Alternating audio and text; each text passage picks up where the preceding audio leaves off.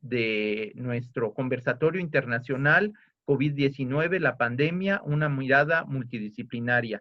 Les agradecemos mucho que nos hayan acompañado a lo largo de estos 3 días, en donde diferentes especialistas, profesores de Brasil, de Argentina y de la FES Acatlán, pues han estado desarrollando una serie de ideas, una serie de miradas en torno precisamente a este fenómeno que nos está afectando a todos, que es la pandemia del COVID-19. Y en esta última mesa, que está siendo organizada por el Departamento de Investigación Educativa y el Departamento de Estudios de Gobierno y Política Pública, pues tendremos el gusto de que nuestra moderadora sea la autora intelectual de estos conversatorios, que es la doctora Rosa Marta Gutiérrez Rodríguez, de quien me voy a permitir leer algunos datos curriculares. La doctora Rosa Marta Gutiérrez Rodríguez es licenciada y maestra en pedagogía por la Universidad Nacional Autónoma de México, FES Acatlán, y doctora en pedagogía por la Facultad de Filosofía y Letras de nuestra universidad. Cuenta también con el diploma en psicoterapia gestal y orientación terapéutica. En cuanto a sus actividades de docencia en la FES Acatlán, ella es profesora asociado B de tiempo completo en la licenciatura en pedagogía en las áreas pedagógica y de investigación, impartiendo las asignaturas de fundamentos y perspectivas curriculares, diseño y evaluación curricular, investigación educativa 1 y 2. También es profesora en el posgrado de la FES Acatlán, en la MADEMS Filosofía, en el área de práctica docente. Ha sido directora de tesis y jurado en exámenes profesionales. Cuenta con varias publicaciones en artículos y capítulos de libros en áreas como políticas educativas de la educación básica, el campo del currículo, docencia, evaluación de los aprendizajes y salud socioemocional. También ha fungido como dictaminadora de artículos y capítulos de libros para el sistema de universidad abierta y educación a distancia en Ciudad Universitaria. Ha dictado diferentes conferencias, tanto nacionales como en el extranjero, en temáticas como la calidad educativa en la educación primaria en México, la historia oral como metodología de la investigación en las políticas públicas de la educación básica y las relaciones de fuerza entre el gobierno federal y el CENTE. Entre los proyectos de investigación de los que forma parte, podemos mencionar el saber profesional de la docencia universitaria FES Acatlán, el cual ha sido dictaminado por la Dirección General de Asuntos del Personal Académico, así como lectura y escritura en estudiantes universitarios, el caso de la licenciatura en Pedagogía en la FES Acatlán, dictaminado también por la DEGAPA. Asimismo, es responsable del proyecto Testimonios de la Pandemia Claxo por la UNAM FES Acatlán. Actualmente es jefa del Departamento de Investigación Educativa y de la CIAP.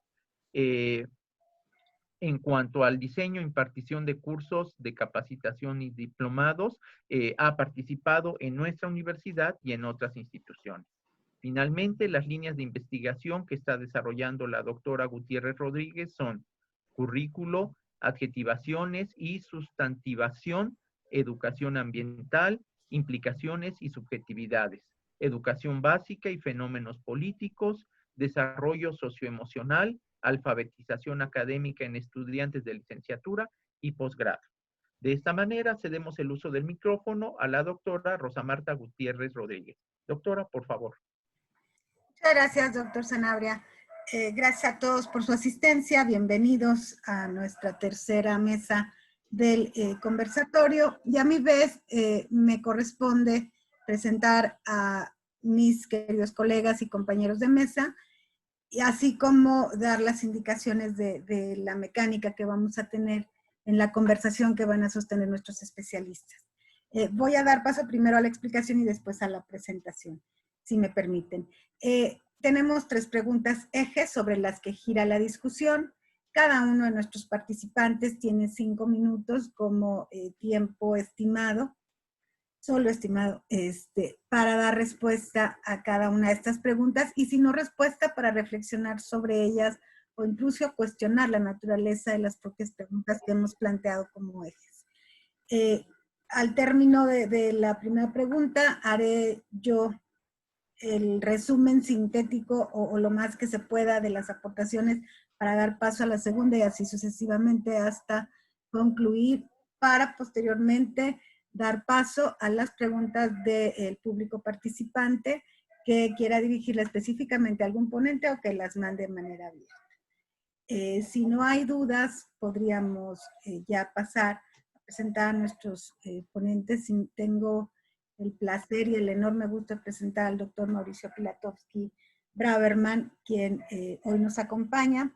Él es doctor en filosofía por la Universidad Nacional Autónoma de México, es postdoctorado en filosofía del Consejo Superior de Investigaciones Científicas de Madrid, España. Él es coordinador de investigación de la FES Zacatlán de 2006 a 2010 y fundador de nuestra querida unidad de investigación multidisciplinaria en su fundamento, en su origen primero. Es profesor de tiempo completo, titular C, definitivo de la Facultad de Estudios Superiores Zacatlán. Es director del Seminario Permanente sobre Prácticas de Inclusión y Exclusión en la Configuración de los Imaginarios Mexicanos, miembro del Sistema Nacional de Investigadores Nivel 2, responsable académico de MADEMS Filosofía de la FES Zacatlán en la UNAM. Entre algunas de sus publicaciones está La Autoridad del Exilio, una aproximación al pensamiento de Cohen, Kafka, Rosenweig y Buber, editado por UNAM, Plaza y Valdés en 2008, Las Voces Desterradas, reflexiones en torno al imaginario judío, UNAM, Plaza y Valdés también. Ha sido coordinador de los libros La Indisciplina del Saber, La Multidisciplina en Debate, UNAM, México 2010. La configuración de la nación mexicana, un proyecto de inclusión y exclusión, UNAM, México. La nación y lo mexicano, conceptos, actores y prácticas 2019. Bienvenido, doctor, y gracias por haber aceptado participar. Gracias. También tengo el gusto de presentarles a la maestra Nancy Lara Hernández. Ella es maestra en política criminal por la unidad de posgrado de Derecho de la UNAM y en la FES Zacatlán es licenciada en Relaciones Internacionales por esta misma facultad. Actualmente cursa la licenciatura en Derecho en la INDEPAC Querétaro y se desempeña como jefa del Departamento de Estudios de Investigación de Procuración de Justicia y Seguridad Pública. Es productora y locutora del programa Cambiando de Tema, que se difunde a través de la plataforma digital www.goradio.mx a las 9 de la mañana. También presta servicios de consultoría en seguridad pública de manera gratuita y se desempeña como colaboradora permanente de la revista especializada Más Seguridad.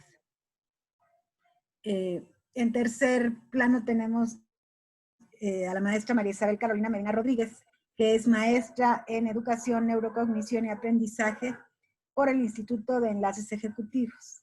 Es licenciada en Psicología Clínica por la Universidad Iberoamericana, especialista en problemas de aprendizaje y educación especial, responsable de la Sala de Intervención y Asesoría Pedagógica de la FES Zacatlán, docente universitaria en asignaturas diversas de la licenciatura en Pedagogía de esta misma facultad.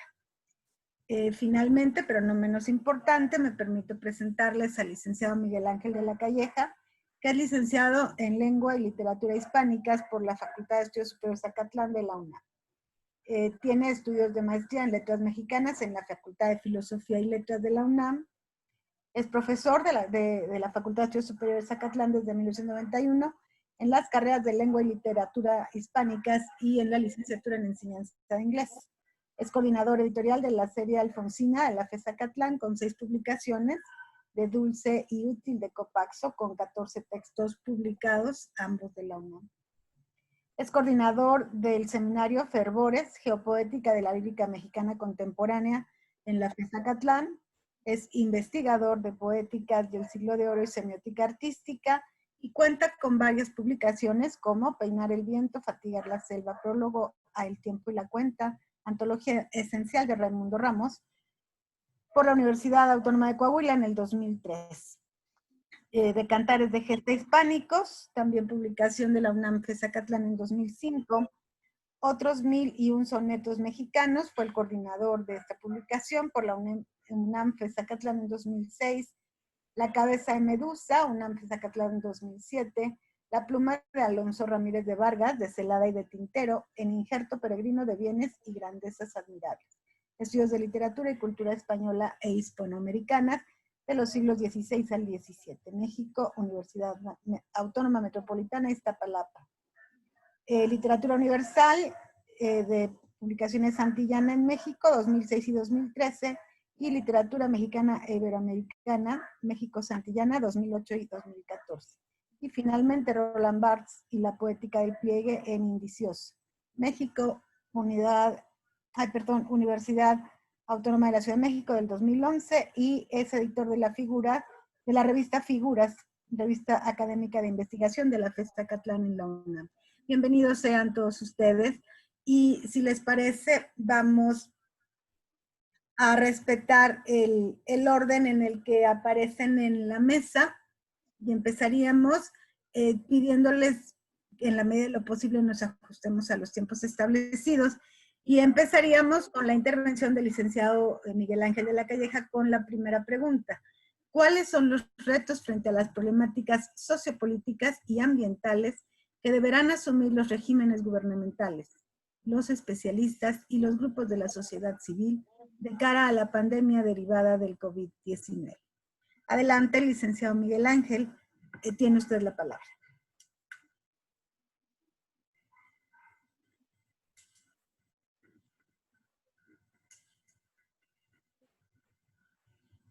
No lo estamos escuchando.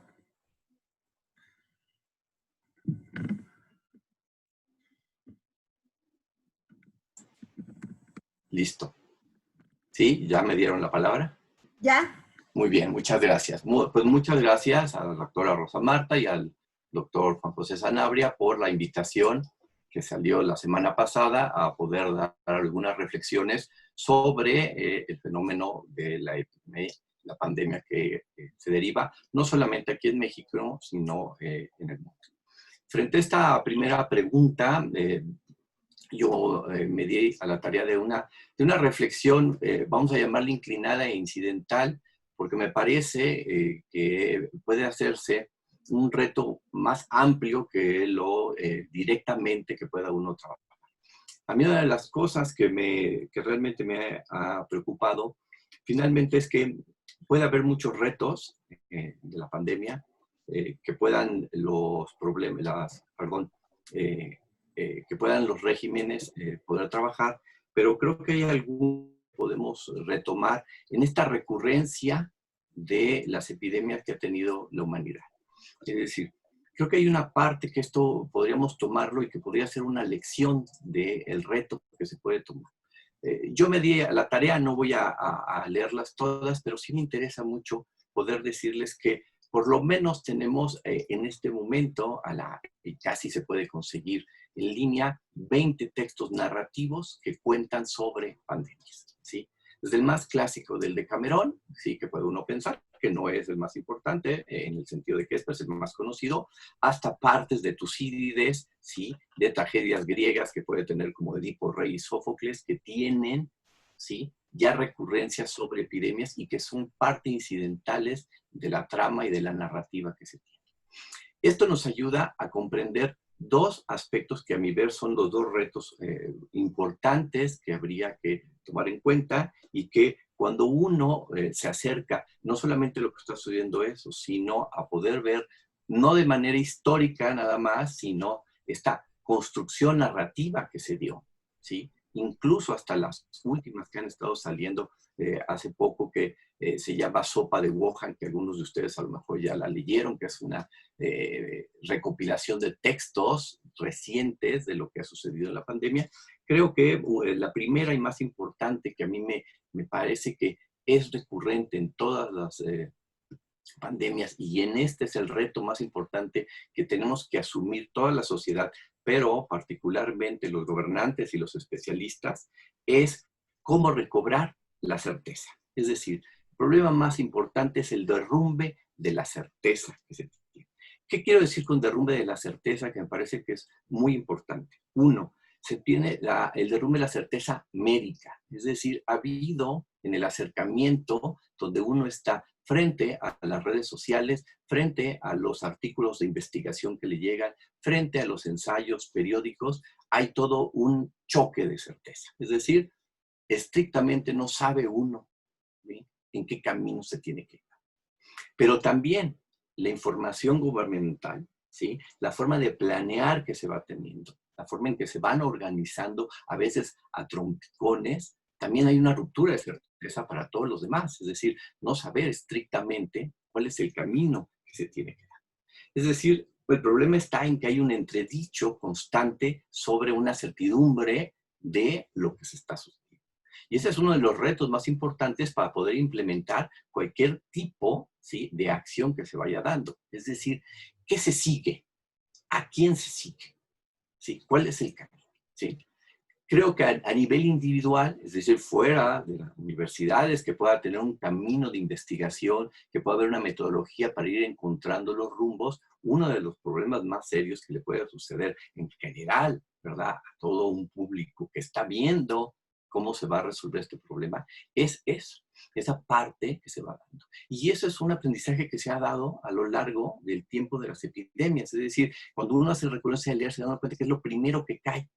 ¿Qué puede ser cierto o no de todo lo que me están diciendo? ¿Sí? Con todo el problema que hay detrás sobre el problema de verdad, ¿verdad? Pero finalmente aquí me gusta además la palabra de certeza que se va dando. Y claro, ¿sí?, en esta parte, ¿sí?, corresponde, y me parece que esa es parte de los retos, que la parte no tanto de la sociedad civil, que tiene una parte, pero también el contrapeso que corresponde a nosotros que hacemos como estos conversatorios, que la universidad tiene que convertirse en ese contrapeso de certeza. Es decir, lo hablaba hace un momento antes de entrar a esta conversación con el doctor José Sanabria, que finalmente la multidisciplina, que no es nomás de la FES Acatlán, sino de la universidad, permite poder dar una muestra en sentido inverso sobre las posibilidades de cuál puede ser el camino que se da, ¿sí? Esta certeza, ¿sí?, hace la ruptura de otra parte, que es la segunda que quisiera en esta primera intervención con ustedes, que es, ¿sí?, una que me parece que es muy importante, que es el cambio de jerarquías. Es decir, y pienso jerarquías en dos sentidos diferentes, con subordinación o en clasificación, como ustedes lo quieran ver. Es decir, en la subordinación de quién es el que va diciendo lo que va sucediendo y en cómo se va organizando estas jerarquías.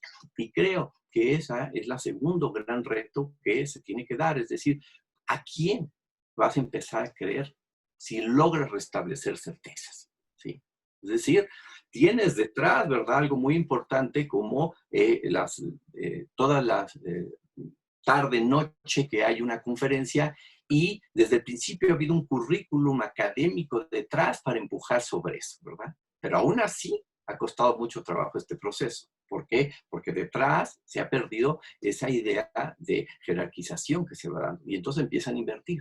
Entonces no acabas de comprender cuál va a ser el rumbo en el que tú tienes que seguir una línea para poder tomar decisiones que se puedan hacer, ¿sí?, la posibilidad de pronto, ¿sí?, restablecer un camino social. Yo ya no digo una normalidad o no normalidad, porque tampoco creo que antes había algo normal, sino simplemente creo que un restablecimiento de una convivencia social donde el individuo, y esta es la parte que creo que sería muy importante para poderlo entender, pueda sentir que esta ruptura de certeza, para terminar en esta intervención, y esta inversión de las jerarquías van dados porque hay constante error y negligencia. Es decir, constantemente hay elementos donde uno puede darse cuenta de que no se ha trabajado bien y que causa la duda de que haya sido por un descuido y, la parte más grave, por una negligencia. Y en eso, ¿sí?,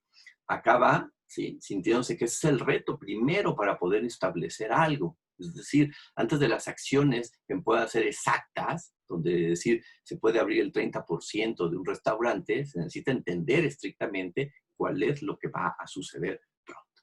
¿Sí? Esa es mi primera intervención. Creo que con eso se cumplen 2 minutos. Muchas gracias.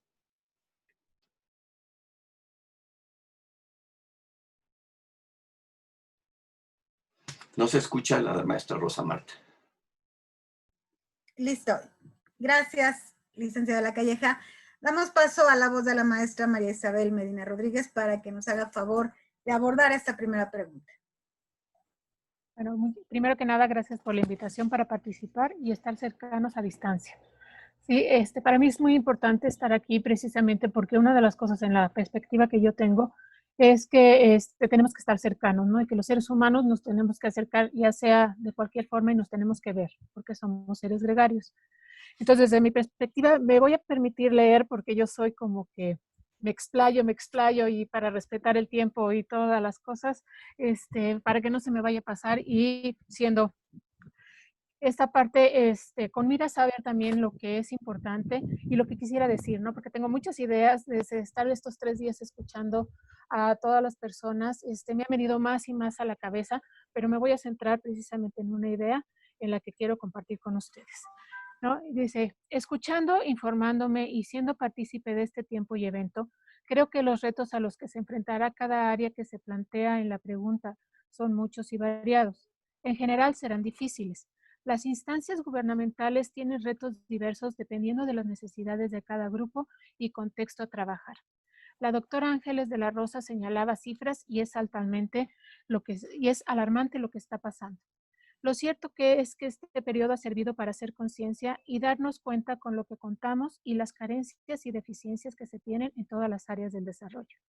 En el campo de la salud no solo hay que trabajar con las secuelas que deje el COVID, sino en un cambio mayor hacia la cultura de la prevención y del cuidado de la persona, pues se ahorrarían recursos que se invierten en curar enfermedades. Y si lo analizamos, en nuestra sociedad en general es una sociedad vulnerable, pues en ella se presentan la mayoría de los factores de riesgos a contraerlo: diabetes, obesidad, hipertensión y afecciones cardíacas. Antes de entrar precisamente a este conversatorio, escuchaba en la mañana que somos el primer país de obesidad en Latinoamérica y además que somos el país que más muertos ha tenido debido a esta pandemia. En educación también se deben observar las carencias y trabajar en ellos, pues se habla de los problemas que enfrenta la sociedad por carecer de recursos tecnológicos que faciliten la educación en línea. Pero yo creo que antes hay que ver que existen otras prioridades que se deben subsanar. Hay comunidades que ni siquiera tienen acceso a los servicios básicos como agua, alimentación, salud y luz. Ya el doctor Vitarelli decía o comentaba que en Argentina el gobierno sí ha estado presente y se ha esforzado por mantener la educación viva. Hay esfuerzos particulares, pero no son suficientes. Por ejemplo, el día de ayer vi una noticia sobre una profesora que adaptó una camioneta para dar clases a sus alumnos, siguiendo las medidas de cuidado. Otra que se ha hecho viral de un profesor que caminaba horas para llevar a sus alumnos las clases y así algunas más. Hoy en la mañana también salía una de un profesor que llevaba en su bicicleta, decía, pues tengo que ir a comprar víveres, pues así mejor también paso y dejo información a mis alumnos o los apoyo. Entonces, el estar presentes está ahí en todos los campos. Sin embargo, pues antes de la pandemia, pues ya había muchas deficiencias y se exacerban con este tiempo. La inserción al trabajo es otro factor a tratar, pues se deben crear protocolos que garanticen la seguridad del trabajador. En cuanto al ambiente, la ingeniera Rubí y el doctor Omar hablaban del manejo de los residuos y de los materiales que contaminan el agua, por lo que hay que trabajar en hacer conciencia de lo que esto ocasiona al ambiente. Podría decir que no solo el gobierno, sino especialistas y la sociedad civil debemos trabajar unidos y no divididos. Como un eslogan decía, la sociedad somos todos. Para lograr, si seguimos la pirámide de Maslow, satisfacer las necesidades fisiológicas y de seguridad que tan golpeadas se han visto desde antes de la pandemia y que se han exacerbado con ella. Hasta aquí mi participación. Gracias. Muchas gracias, maestra Isabel, por tus comentarios. Vamos a dar paso a la maestra Nancy Lara Hernández para que nos haga favor de presentarnos sus reflexiones en torno a esta pregunta. Muchas gracias, gracias por esta oportunidad que me permiten expresar acerca de lo que estamos viviendo y bueno, gracias a todos los que nos están viendo. Voy a ser breve en cuanto a los retos que estamos teniendo. Creo que una de las problemáticas que más he visto a lo largo de este problema es la falta de recursos, tecnológicos para la procuración de justicia, porque como ustedes saben el tema o a lo que me aboco yo es justamente a temas de seguridad pública, de procuración de justicia, y a través de las asesorías que se dan dentro de la Facultad de Estudios Superiores Acatlán, pues nos hemos dado cuenta de eso, de la lejanía que existe entre las autoridades y las personas que se encuentran en este momento siendo vulneradas, que se encuentran siendo atacadas. Entonces, creo que uno de ellos, uno de los retos más importantes a los que se va a enfrentar o a los que se enfrentan los gobiernos es la procuración de justicia a distancia. Sabemos que existen muchas carencias en el ámbito tecnológicos, sobre todo hablando de juzgados, de procuradurías. Entonces, es algo a lo que tienen ellos que darles mayor importancia y sobre todo generar que las denuncias sean reales, pero que también sean atendidas en tiempo real, en tiempo límite. Estamos hablando de que las mujeres que se encuentran violentadas, si realizar una denuncia de manera presencial les implica un desgaste mental, psicológico, emocional, pues al realizarla de manera virtual, teniendo la presencia del agresor continuamente, pues es aún mayor. Y tomando en cuenta los aspectos que nos mencionaba la maestra Carolina acerca de la falta de insumos, ¿verdad? Porque sabemos que no todo el país cuenta con internet, no en todas las casas se tiene una computadora, se tiene acceso a la tecnología, pues bueno, estamos hablando de algo muy importante que el gobierno debe de atender de manera urgente porque esta problemática se está extendiendo. Entonces, todos los delitos que se gestan alrededor del confinamiento o de la pandemia que estamos teniendo actualmente, pues están siendo dejados de lado y eso está manifestándose en un foco de mayor impacto en cuanto a la inseguridad que vivimos en nuestro país. Muchas gracias. Muchas gracias, maestra Nancy, por sus comentarios. Doctor Mauricio Pilatowski, la palabra es suya.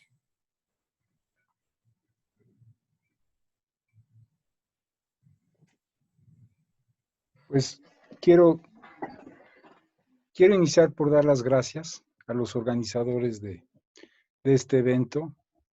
Me parece muy importante que lo hayan organizado y precisamente quisiera enfocar mis comentarios dentro de lo que sería un diálogo comunitario. La gran mayoría de los que estamos participando, somos parte de una comunidad de estudiosos, profesores, investigadores. Y mi invitación es a que juntos hagamos una reflexión. Yo voy a partir de una afirmación dolorosa, ¿no? Yo siento que como comunidad, y no hablo de Acatlán y no hablo de la filosofía, hablo de la comunidad de investigadores, académicos, intelectuales. Como comunidad hemos fallado. Le hemos fallado a la gran mayoría de los seres humanos que han estado confiando en nosotros para que cuando llegase a suceder alguna eventualidad, pudiéramos tener los recursos para atenderlos. Y hay que ser sinceros, ¿no? A finales del año pasado, nadie, o creo que absolutamente nadie, tenía ni siquiera una idea remota de lo que nos iba a suceder. Todos estamos absolutamente sorprendidos frente a una realidad que fue absolutamente impredecible para todos. Entonces, yo creo que a mí me da mucho trabajo hablar porque siento que en estos momentos, ante una sociedad que nos mira, lo que deberíamos es de guardar silencio y pedir disculpas. Eso es lo primero que me gustaría decirle, porque esta sociedad ha invertido en nosotros, invierte en nosotros, confía en nosotros y, repito, de alguna manera les hemos fallado.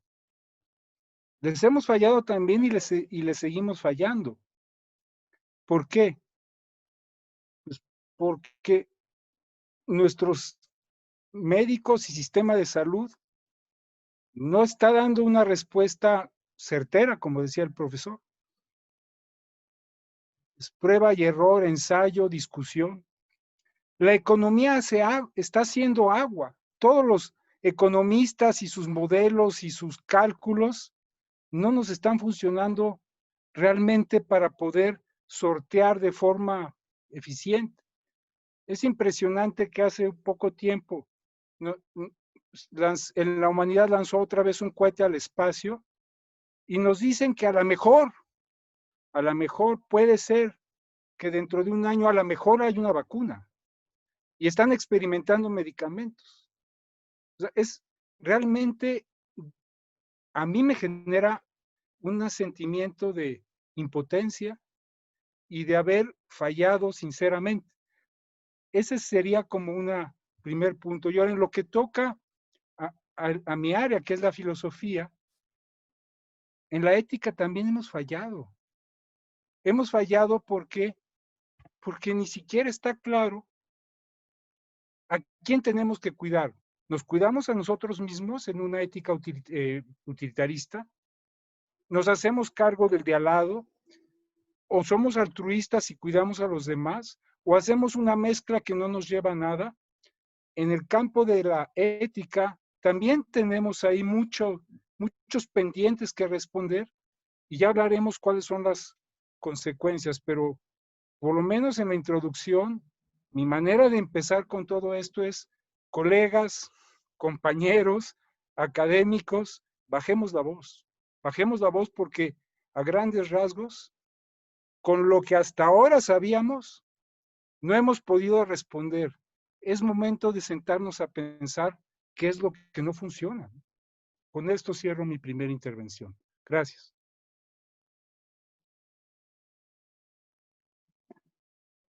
Está el micrófono, doctora Rosamar. Perdón, me distraje. Muchas gracias, doctor Mauricio. Ha sido una pregunta que nos ha dado mucha información a través de ustedes, pero que nos ha hecho reflexionar mucho.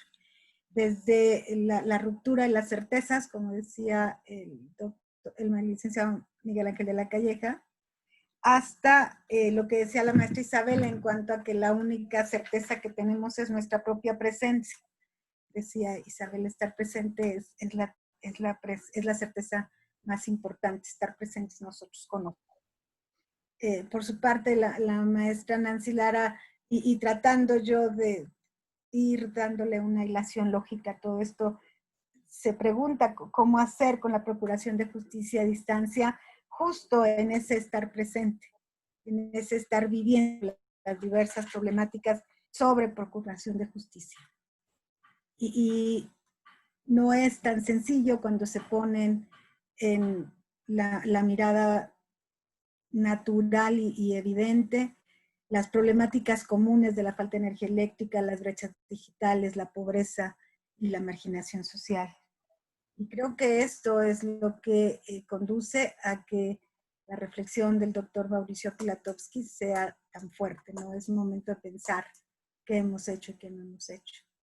Es momento de pensar qué es lo que le debemos a los grupos sociales como académicos universitarios y hasta dónde llega nuestra responsabilidad en toda esta problemática médica, ética, educativa, social, política y psicológica. Continuamos con nuestra segunda pregunta y hacemos lo mismo en esta ronda. ¿Cuál es el escenario de las nuevas formas de reconfiguración como individuos y como participantes de los grupos sociales en la incorporación a la realidad cotidiana y a las actividades post-COVID-19? Licenciada La Calleja, adelante.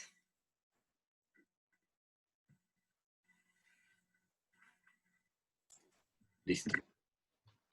Voy a permitirme leer un pequeño texto muy breve de Samuel Pepys, que no lo tenía previsto, pero lo retomo a raíz de lo que el doctor Pilatowski acaba de decir.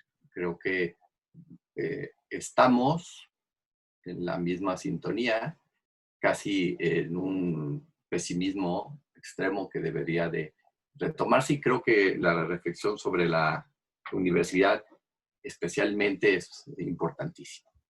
Dice en los diarios, les comento, Samuel Pepys es un comerciante que vivió la pandemia de Londres de 1668-69 y hizo unos diarios que se han convertido en unos diarios muy famosos, importantes, y tiene una frase que se ha convertido en algo que creo que es parte de lo que nosotros tendríamos que ver de esta manera de ver cuál es el escenario para reconfigurar. Dice él, y se ha vuelto importante en este sentido, nunca he vivido tan dichosamente y además jamás gané tanto dinero como en esta época de la peste. ¿Sí? Y creo que es muy importante porque es exactamente lo contrario a lo que uno pensaría que se va a dar. Cuando pensaba en esta pregunta, pensé mucho en este diario y pensé mucho también en William Defoe, que es el que escribe al mismo tiempo que él, en la misma pandemia, en la misma epidemia, son los dos que ven de manera diferente, y está viendo cómo lo van narrando y cómo lo van contando. Creo que cuesta mucho trabajo encontrar el escenario, porque y yo voy ocupando palabras que son duras, pero creo que no los podemos evitar frente a esta calamidad en la que estamos.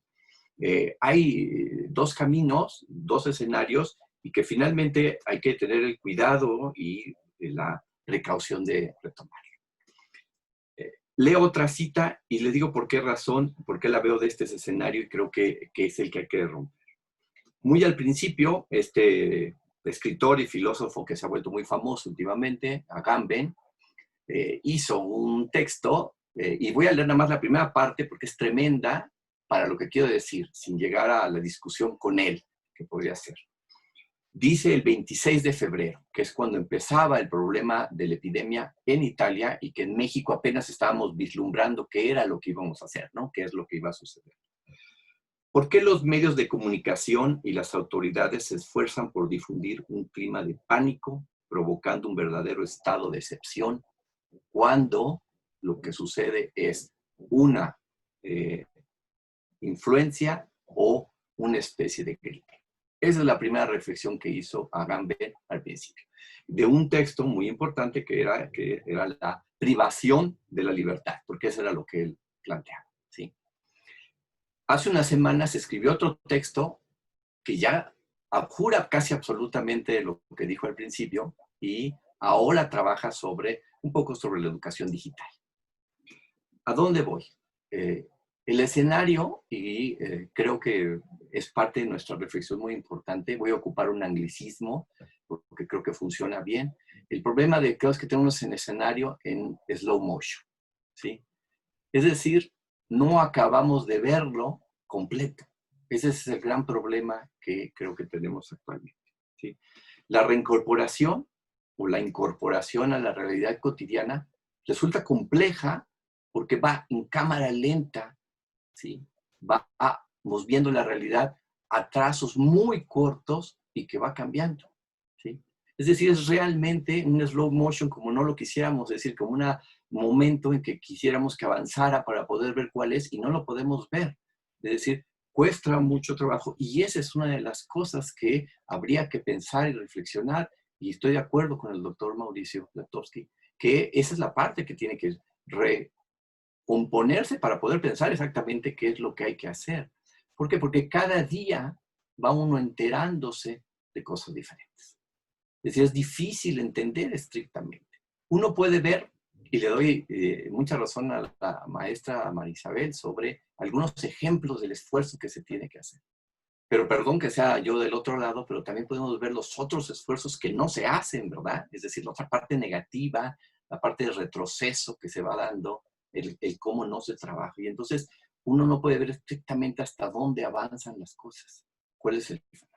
Entonces creo que esa es la parte muy importante que se tiene que evaluar. El escenario para reconfigurar es tratar de ver cómo podemos, en una reflexión completa, juntar todas esas partes pequeñas que se van apareciendo cotidianamente, que entre los que van todos los días reflexionando y que tenemos que juntar para ver exactamente cuál es esta configuración. Porque sí podemos hacer el apoyo, como ayer también lo decían, económico individual sobre darle mayores recursos a las escuelas, poder dar la capacitación para hacer en línea, darle dinero y apoyos para que se reactive una parte de la economía.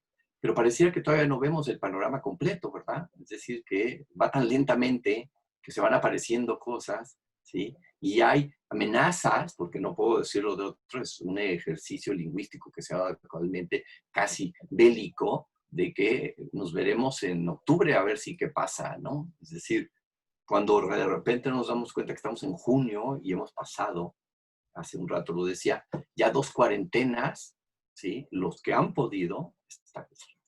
Entonces creo que esta parte implica que hagamos un contrapeso para poder ver el panorama completo y se pueda deber a reconfigurar de manera mucho más completa, es decir, no por etapas y por pedacitos, porque esos pedacitos parece que van a regresar a cambiarse dentro de muy poco, porque finalmente la visión que tenemos, el cuadro completo de la vida cotidiana, no lo alcanzamos a percibir completamente. Gracias.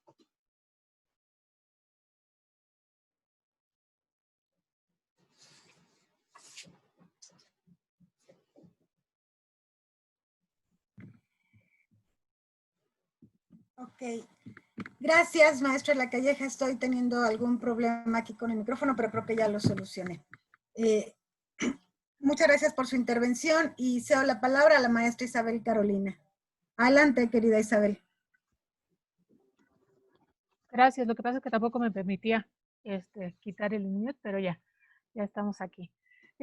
Yo que para iniciar esta segunda pregunta, bueno, la respuesta a esta pregunta, primero pienso que deberíamos estar aquí en el presente más que ver el pasado. O sea, si sí hay muchos errores, pues necesitamos estar en el presente, en el día a día, como dicen los alcohólicos anónimos, no solo por hoy, y estar viendo precisamente cómo se va dando, como decía el licenciado de La Calleja, pues sí vamos en slow motion, pero ese precisamente el slow motion tiene que ir paso a pasito, pero precisamente estando en el presente y en el aquí y en el ahora, ¿no? Y en relación con mi cierre en la pregunta anterior, creo que el escenario de reconfiguración e incorporación a la realidad cotidiana es en su mayoría de miedo, inseguridad, paranoia, agresividad, tristeza y ambivalencia. En un principio la situación fue vista como de incredulidad, pero conforme más cercana a nosotros se ha hecho, como la doctora Rebeca decía, se ha entendido que es real, por lo que hay que hacerle frente y salir fortalecidos de ella. Pero entendieron que no es una nueva normalidad, ya que al normalizar las cosas, el manejo se relaja. No debe de ser un momento de relajamiento, sino de acción y de fortaleza que permita potenciar todos los recursos con los que se cuentan, tanto internos como externos, a trabajar por construirlos, para enfrentar la realidad como se debe y como lo dice el licenciado Enrique Grapa Marcuchamer, al señalar que hay que enfrentarla sin miedo, pero con respeto. Es decir, tomando las medidas necesarias para regresar al equilibrio, primero emocional y con uno mismo y después con el otro. No es egoísmo, es partir del yo para seguir al nosotros. Digo esto porque en nuestra cultura está mal visto pensar primero en uno y lo valioso es apoyar o ayudar al otro. Pero hay que resignificar esto. Un ejemplo que me gusta poner para explicarlo es el del avión. Quien ha tenido la oportunidad de viajar en avión ha visto que al iniciar el vuelo las sobrecargos señalan que si hay despresurización en la cabina, se desplegarán mascarillas de oxígeno y que primero se la ponga uno y luego ayude al otro. Esto es porque en minutos se acaba el oxígeno y sin él uno se muere y efectivamente no podemos ayudar al otro. Así pues, habrá que cambiar esta concepción. Otro factor a resignificar es el afectuoso, pues somos seres gregarios que necesitamos del reconocimiento y las manifestaciones de afecto, sobre todo físicas como abrazos para sentirnos seguros y valiosos, por lo que hay que inventar nuevas formas de hacerlo. De hecho, en redes sociales se han difundido gestos como el militar, el apache, el rockero de amor y paz, o con el pie para expresarlo, porque ahora ni siquiera el del codo vamos a poder utilizar. También habrá y se deberán seguir manteniendo nuevos hábitos y protocolos de higiene, a seguir que llegaron para quedarse y para cuidarnos todos. Otro factor de cambio es el del pensamiento fatalista y derrotista, que debe modificarse por uno positivo.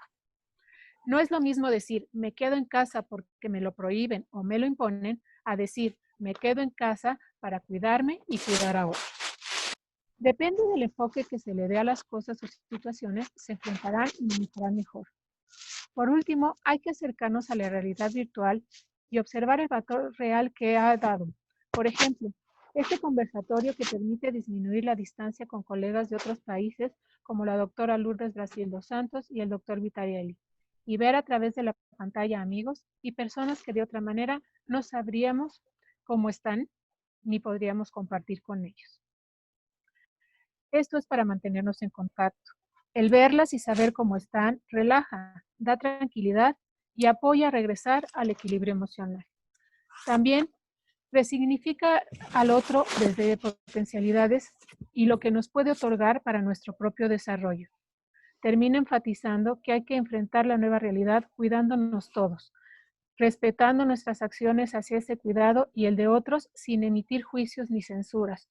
Es decir, precisamente estar con nosotros en el aquí y en el ahora y pues hacer ahora sí que uso de nuestro sentido común y de lo que nos vaya dictando nuestro factor para estar en seguridad. Gracias. Muchas gracias, Isabel. Doy paso, por favor, a la maestra Nancy Lara Hernández. Gracias. Pues yo voy a retomar un texto que se encuentra en redes sociales, en Facebook, a raíz de que inició todo este movimiento por el COVID-19 y dice: escuché que estamos en el mismo barco, pero no es así. Estamos en la misma tempestad, pero no en el mismo barco. Mi barco puede naufragar y el tuyo no, y viceversa.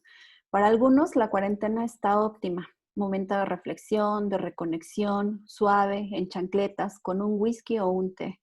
Para otros esto es una crisis desesperante. Para algunos una paz, tiempo de descanso, vacaciones. Para otros una tortura. ¿Cómo voy a pagar mis cuentas?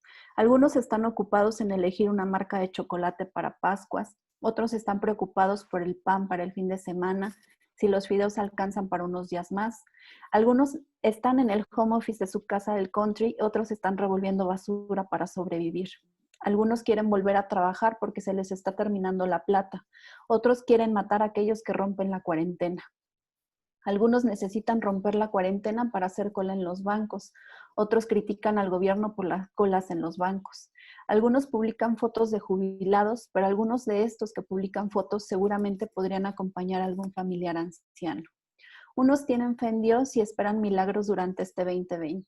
Otros dicen que lo peor está por venir. Entonces, amigos, no estamos en el mismo barco. Estamos pasando un momento en el cual nuestras percepciones y necesidades son completamente distintas y cada cual saldrá a su manera de esta tempestad. Algunos con el bronceado de la pileta, otros con cicatrices en el alma. Por tales motivos evidentes y por otros invisibles, es muy importante ver más allá de lo que se ve a primera vista. No solo mirar, pero más que mirar, ver. Ver más allá del partido político, más allá de la religión, más allá del propio ombligo. No menosprecie el dolor del otro si vos no lo sentís. No juzgue la buena vida del otro. No condene la mala vida del otro. Simplemente nadie es juez. Estamos en barcos distintos, cada cual que navegue su ruta y obviamente sin dejar de ser solidario. Y creo que esta es una de las maneras más claras que tenemos acerca de la reconfiguración. Cada uno desde nuestras necesidades, desde nuestras carencias, desde las herramientas que tenemos para salir adelante de este confinamiento que estamos viviendo, y obviamente el regreso a las actividades será desde nuestro punto de vista y es algo que tenemos que tomar en cuenta desde nuestra realidad social, desde nuestra realidad económica.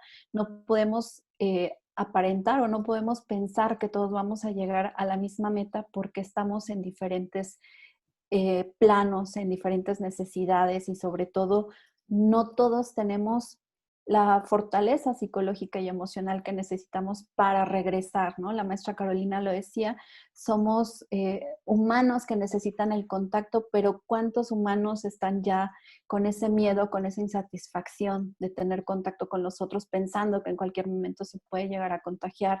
E incluso también estar pensando desde la reconfiguración a las actividades económicas, ¿no? ¿Cuánto podemos dar? ¿Qué es lo que podemos dar? Y si vamos a permear que el aspecto monetario sea más importante que la salud. Entonces, tenemos que mirar todos estos escenarios desde la parte en donde estamos.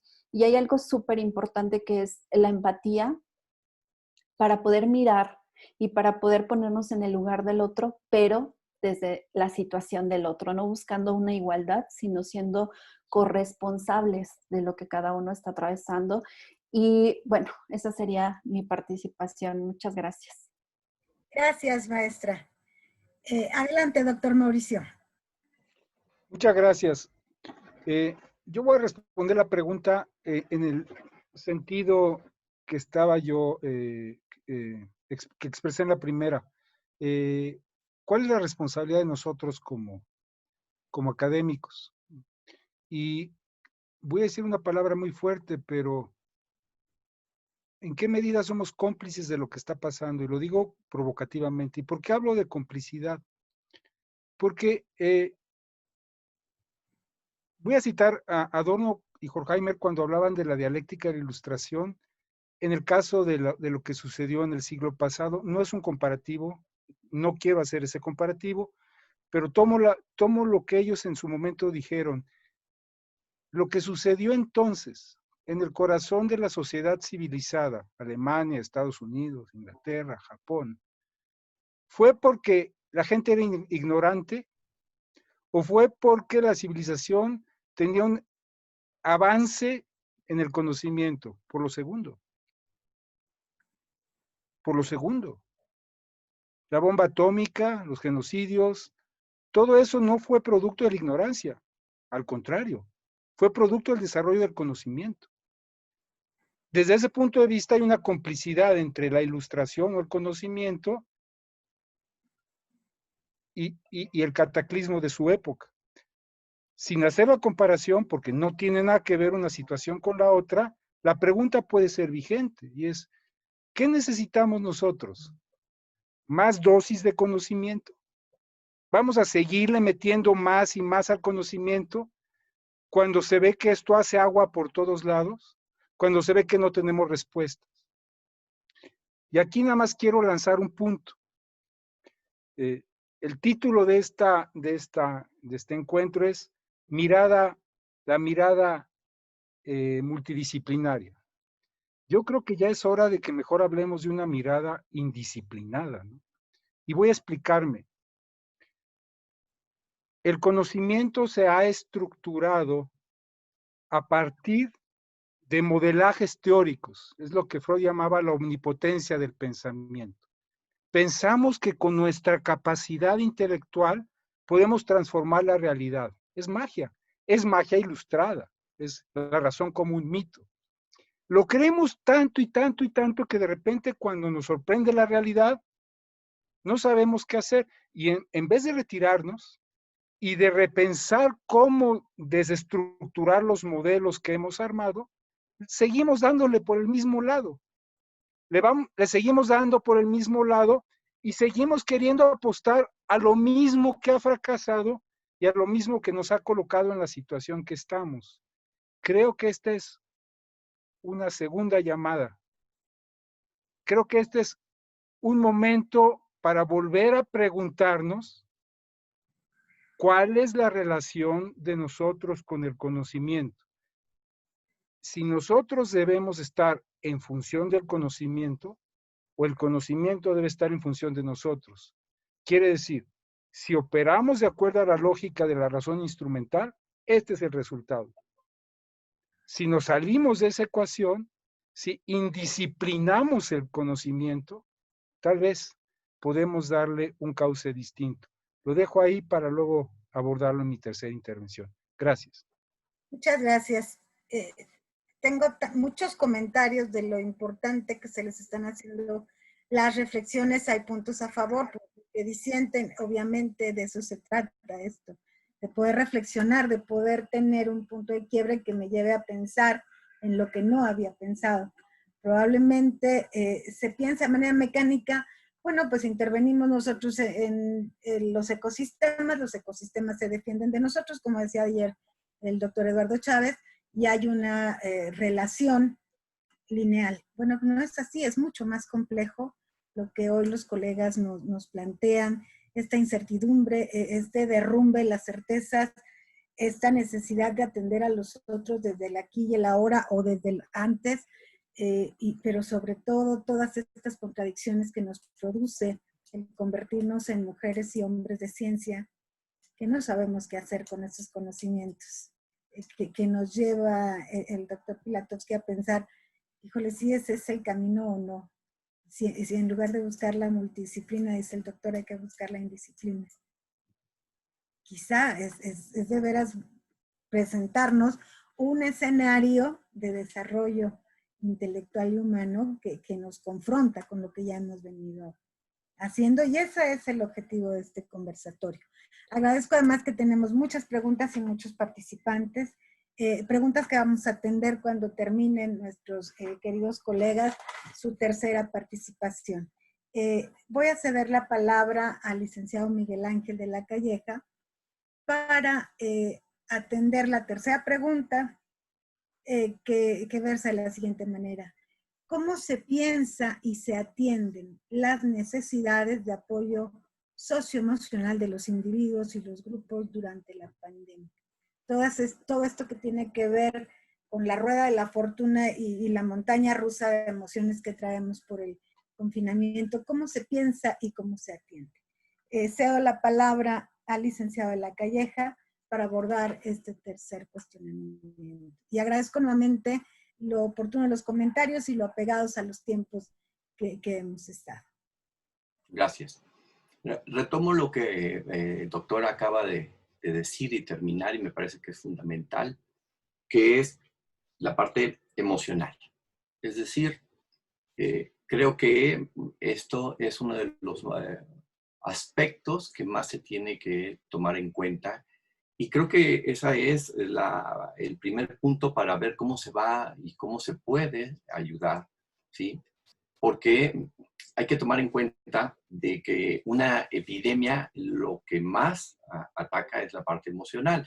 Vamos a dejar pensado que existe obviamente la parte médica de los que tienen la enfermedad, pero también está todos los otros, unos, los que no lo saben que lo tuvieron, otros, los que tuvieron algunos cuantos síntomas y los que realmente los van teniendo. Y la parte importante es que lo tenemos que tomar en cuenta. Perdón, mi intervención el día de hoy por razones las que sean poco pesimistas, pero finalmente entender que esta es de todas estas catástrofes que le pueden suceder al ser humano, esta es la menos empática de todas las que se pueden tener, porque tiene ese componente, ¿sí? Donde de un lado, ¿sí? Sabemos que hay que ayudar a la gente y por el otro lado hay todo el proceso, ¿verdad?, de rechazo. Es decir, lo dijo muy bien la maestra Isabel y la maestra Nancy, hay que pensar en el otro, pero a veces también está el me encierro y no participo del otro, ¿verdad? Me encierro y no sé qué pasa en el vecino de al lado. Los que vivimos en departamento a veces no sabemos qué está pasando cruzando la puerta, que son medio metro, si acaso, ¿verdad? Es decir, ¿qué está sucediendo? Entonces creo que esa parte que hay que reconocer, las otras formas tan rudas que ha tenido la humanidad, porque finalmente es una forma, está muy fuerte de la humanidad, hay un elemento empático que rápidamente se vuelca, ¿verdad? Por lo que decía hace un momento, porque rápidamente, ¿sí?, se ve cuáles son las consecuencias, aunque haya otras de largo plazo. Pienso lo que nos ha pasado últimamente en México, como el temblor último que tuvimos, sabemos inmediatamente, ¿sí?, todo lo que hay, y claro, hay luego lo que sigue, ¿verdad?, la ayuda y todo. Aquí todavía no acabamos de terminar. Entonces, creo que la parte más importante es ese efecto emocional, y esto que un poco se comentaba ayer es que esa reconsideración que se tiene que haber sobre el sujeto, es decir, sobre los individuos. ¿Cómo nos vamos a establecer? Entonces, sé que hay ayuda, sé que la FES Acatlán ha tenido una parte fundamental de apoyo, pero hay que ver que eso no es fácil de replicarlo en todos lados, ¿verdad? Finalmente, que esa es la parte importante, porque hay la ayuda que es emocional sobre los demás, implica un fenómeno más amplio, ¿sí? Que a veces lo que puede ser la inmediatez de una tristeza, una depresión y todo, sino elementos mucho más amplios que se pueden dar, ¿sí? Es decir, elementos que se van dando, ¿sí? Sobre algo que no hay una respuesta completa, ¿sí? Que se puede tener, que no puede completamente preverse. Entonces, creo que ese efecto emocional, ¿sí? Y que a veces se menosprecia como tal, pero no lo es, ¿sí? Es una parte importante porque es la consideración sobre los sujetos que tenemos que ir dando poco a poco para poder comprender cuáles pueden ser esos caminos que se pueden ir dando. Es decir, ayer en alguno de los ponentes y en el moderador, lo comentaba y lo comento aquí, pero finalmente esa es la parte del conversatorio, entre plática y plática salía el temor de salir, ¿verdad? Es decir, realmente el cruzar la puerta, el poder hacer otras cosas en otras actividades, ¿sí? Pero no solamente es eso, sino, no solamente es el posible contagio, sino la actividad más amplia, que esa es la parte que se tiene que apoyar. Es decir, retomo lo que decía el doctor Mauricio, es decir, cómo volver a restablecer las actividades, no en términos de salud, sino en términos de lo que uno trabaja e investiga. Es decir, cómo lo va a retomar y cómo se tiene uno que recomponer, porque eso finalmente es otra parte fundamental. Es decir, no solamente salir a ver si hago el mandado o a ver si puedo yo ver a mis familiares, ¿verdad? Ayudar al otro, sino ya cuando tengo que retomarlo, ¿qué es lo que tengo que hacer? Es decir, ¿vuelvo a seguir en el mismo camino?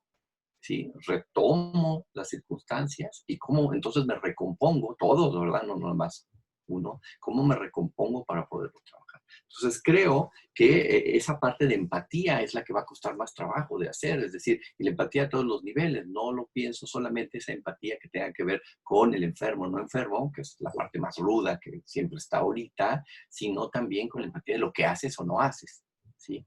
Es decir, veo y termino así, una parte, yo incidentalmente la quiero ocupar ahora ya en la última pregunta, como la parte cultural, artística, ¿verdad? Literaria, ¿no? Es decir, había, ¿no? Y ha salido en las redes sociales y en memes cuáles son las más importantes ocupaciones y ¡pras!, ¿verdad? La parte artística que fue hasta el bajo y la parte que finalmente desarrollo y me gusta y que trabajo, que es la parte poética, se fue casi al olvido, ¿verdad? Absolutamente, ¿no? Y entonces viene la parte de reconfiguración, ¿verdad? Es decir, de lo sustancial, que finalmente está no solamente en la parte económica que tiene que ver, sino en lo laboral, en las relaciones de familiares, sino en las actividades que implica, creo, y que esa es la parte con que termino, una recomposición también, ¿sí? De lo que entendemos por cultura. Voy a hacer un apellido, le voy a poner a cultura un apellido que me gusta, porque finalmente, de lo que decían ayer, de un poco de la naturaleza y los ecosistemas, nos falta entender la culturaleza en la que Occidente se ha metido, ¿sí? Y en la que habría que una necesidad de comprender cómo restablecerla, y que eso implica, ¿sí? Todo un desarrollo para todos los niveles, no solamente el inmediato que pueda ser el que se tiene dentro de casa. Gracias. Muchas gracias, licenciada Calleja. Adelante, Isabel. Gracias. Retomando un poco lo que decía el licenciado de la Calleja, yo creo que sí se tiene que reconfigurar el cambio y todo, ver otras partes importantes, ¿no? Como decía, ver la cultura, ver otras acciones que se habían estado dejando de lado. Y así empiezo precisamente en cómo se piensa y se atienden las necesidades de apoyo socioemocional de los individuos y los grupos durante la pandemia. Yo siento que cuando se empezó a concebir a la persona como un ser integral, bio, psico, socio, cultural, espiritual, se permitió observar e implementar acciones para cuidar la salud emocional de la persona. En nuestro país, primordialmente en el campo del trabajo. Sin embargo, factores de riesgo que afectan el equilibrio integral de la persona no solo los hay en el trabajo, sino en todas las áreas de su desarrollo y participación. Ante la pandemia, creo que en un principio Solo se le dio énfasis al cuidado físico y poco a poco se ha venido trabajando más a fondo sobre los efectos que puede traer el aislamiento social en cualquier persona, por lo que se han establecido centros de atención médica y psicológica y se ha tratado de motivar a la persona a que mantenga un equilibrio emocional y disminuya el estrés a través de diferentes acciones como comer saludable, hacer ejercicio, practicar meditación y descansar. Pero yo creo que lo importante es saber por qué se recomienda o para qué se recomienda esto, pues muchas personas no lo saben. Esto es para no perder la conexión con nosotros mismos y relacionándolo con la pregunta anterior, para resignificar el yo, pues si yo estoy en conexión conmigo, pues si no estoy más bien en conexión conmigo, no puedo estar en conexión con el otro. Nuestro cuerpo, visto como un sistema, necesita digerir este evento y para ello requiere identificar qué pasa e ir trabajando un paso a la vez, por lo que se debe de estar en equilibrio y en paz. Es decir, debe autorregularse a todos los sentidos y a estos ayudan las acciones propuestas y a las que hay que agregar el hecho de decir que el desequilibrio es una respuesta natural y sana hacia el evento que estamos viviendo. Cuando se nos dice que algo es natural, nos relajamos y ayudamos a la mente a entrar en equilibrio y poder identificar y entender lo que pasa, y así poder hablar de ello y tratarlo de resolver. Esto hay que hacerlo conscientemente desde el cuerpo y por eso las estrategias. Si nos regulamos, podemos ser asertivos, ver soluciones, ser creativos y llegar al bienestar. Hay que trabajar con la propia propuesta y no con la que nos sugieren los otros, pues tal vez hicimos cosas porque el otro nos lo sugirió y no desde lo que a mí me da bienestar y placer. Pamela Teurucan y Nignoshka Treun señalan que existe un consenso en cuanto a la respuesta de una crisis, que son el shock, la negación, la depresión y la realidad, las cuales tienen algo de relación con las de duelo, negación, enojo, negociación, depresión y aceptación.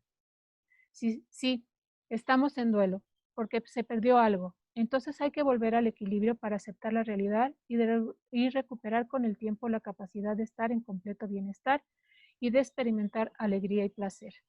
Si no lo logro y me siento desbordado, entonces debo solicitar ayuda.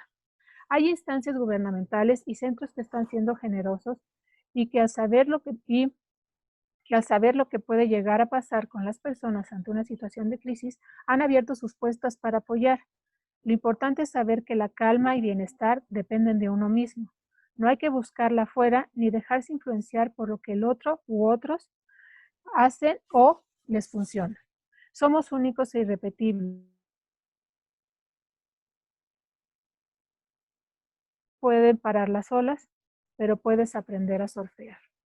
Gracias. Gracias, maestra Isabel. Muchas gracias. Maestra Nancy, adelante. Muchas gracias.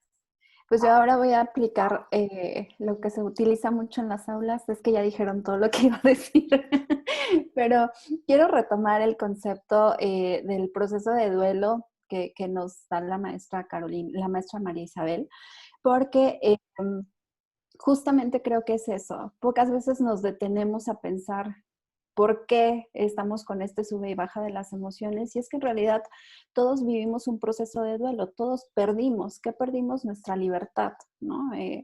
Nuestra seguridad al pensar que podemos salir, que podemos seguir conviviendo, nuestras actividades, ¿no? Hay algunos memes que sacaron en donde dice, bueno, pues ahora que ya estás en confinamiento, ahora sí ya quieres ir a la oficina, ¿no? Y cuando estabas en la oficina pedías permiso para faltar. Entonces, pero realmente es un proceso de duelo que hemos estado atravesando, que pocos nos hemos detenido a pensar en lo que estábamos viviendo. Y retomando también un poco el concepto de no estamos en el mismo barco, ¿no? Quiero referirme, por ejemplo, al proceso de negación que atravesamos, en donde vivimos sorpresa y miedo. Sorpresa, ¿por qué? Porque no pensamos que esto iba a ser a nivel internacional, no pensamos que nos iba a llegar, no sabíamos cómo iban a ser las nuevas dinámicas de trabajo o dinámicas escolares, e incluso para nuestros estudiantes, que es una de las comunidades que más estamos como atendiendo, que estamos más al pendiente, obviamente, porque estamos dentro de la facultad, pero cómo ellos han vivido este proceso de enseñanza virtual, cómo les ha perjudicado el no tener esas actividades cotidianas y presenciales, ¿no? Luego, refiriéndonos a la ira, bueno, pues se presenta cólera, indignación y resentimiento, y creo que todos lo vivimos en este proceso de evaluación con nuestros estudiantes, ¿no? Muchos estaban súper molestos por las actividades, por el cambio de evaluación que se les iba a dar, el cambio de porcentajes. Hubo un poco de resentimiento, sí, porque ellos piensan que, bueno, los meses que estuvieron en clase, pues les amerita un 10, aunque las actividades virtuales ya no las hayan realizado. Entonces, bueno, como este cambio de parámetros que se dieron de un momento a otro, pues fue muy súbito y a todos nos pegó. Incluso a nosotros el estar reconfigurando nuestras actividades y sentirnos como que no tenemos un espacio definido, ¿no? Es decir, un horario laboral, sino que seguimos de corrido y es muy difícil, los primeros días fue muy difícil hacer esa diferencia de ya no estoy laborando, ahora estoy en casa, ahora me dedico a estas actividades.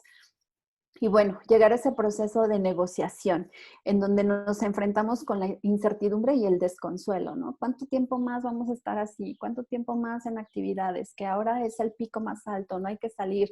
Y resulta que no, y que son más, y salimos a la calle y de repente vemos que los puestos de comida están llenos, que hay muchísima gente sin tomar las medidas de sanidad que se deben de tener. Entonces, pues, a los que las estamos siguiendo, pues de repente nos da descontento, nos causa coraje y pues sí, ganas de ir y meterlos a cada uno a su casa, ¿no? Entonces, pasamos también por el proceso de la depresión, en donde tenemos tristeza, aversión, frustración, nostalgia.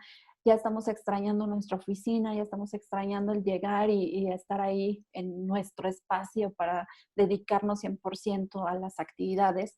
Y finalmente llegamos al proceso de aceptación, en donde pudiera parecer que estamos en un estado de tranquilidad y de confianza, pero sí es importante que notemos que estamos en este constante ciclo, ¿no? Estamos una y otra vez, y pueden ser unas semanas en las que estamos súper bien, que nos sentimos con el ánimo de hacer nuevas cosas, de estar integrando, y otras en las que no queremos saber, ¿no? Pero es normal, es un proceso normal. Y también quiero referirme a los sectores de edad, porque si bien como adultos nosotros estamos preocupados por la economía, por las actividades, pocas veces volteamos a ver a nuestros adolescentes o a nuestros jóvenes, y ni hablar de los niños, no me van a dejar ustedes mentir, cuando no les dejamos expresar o cuando no les preguntamos.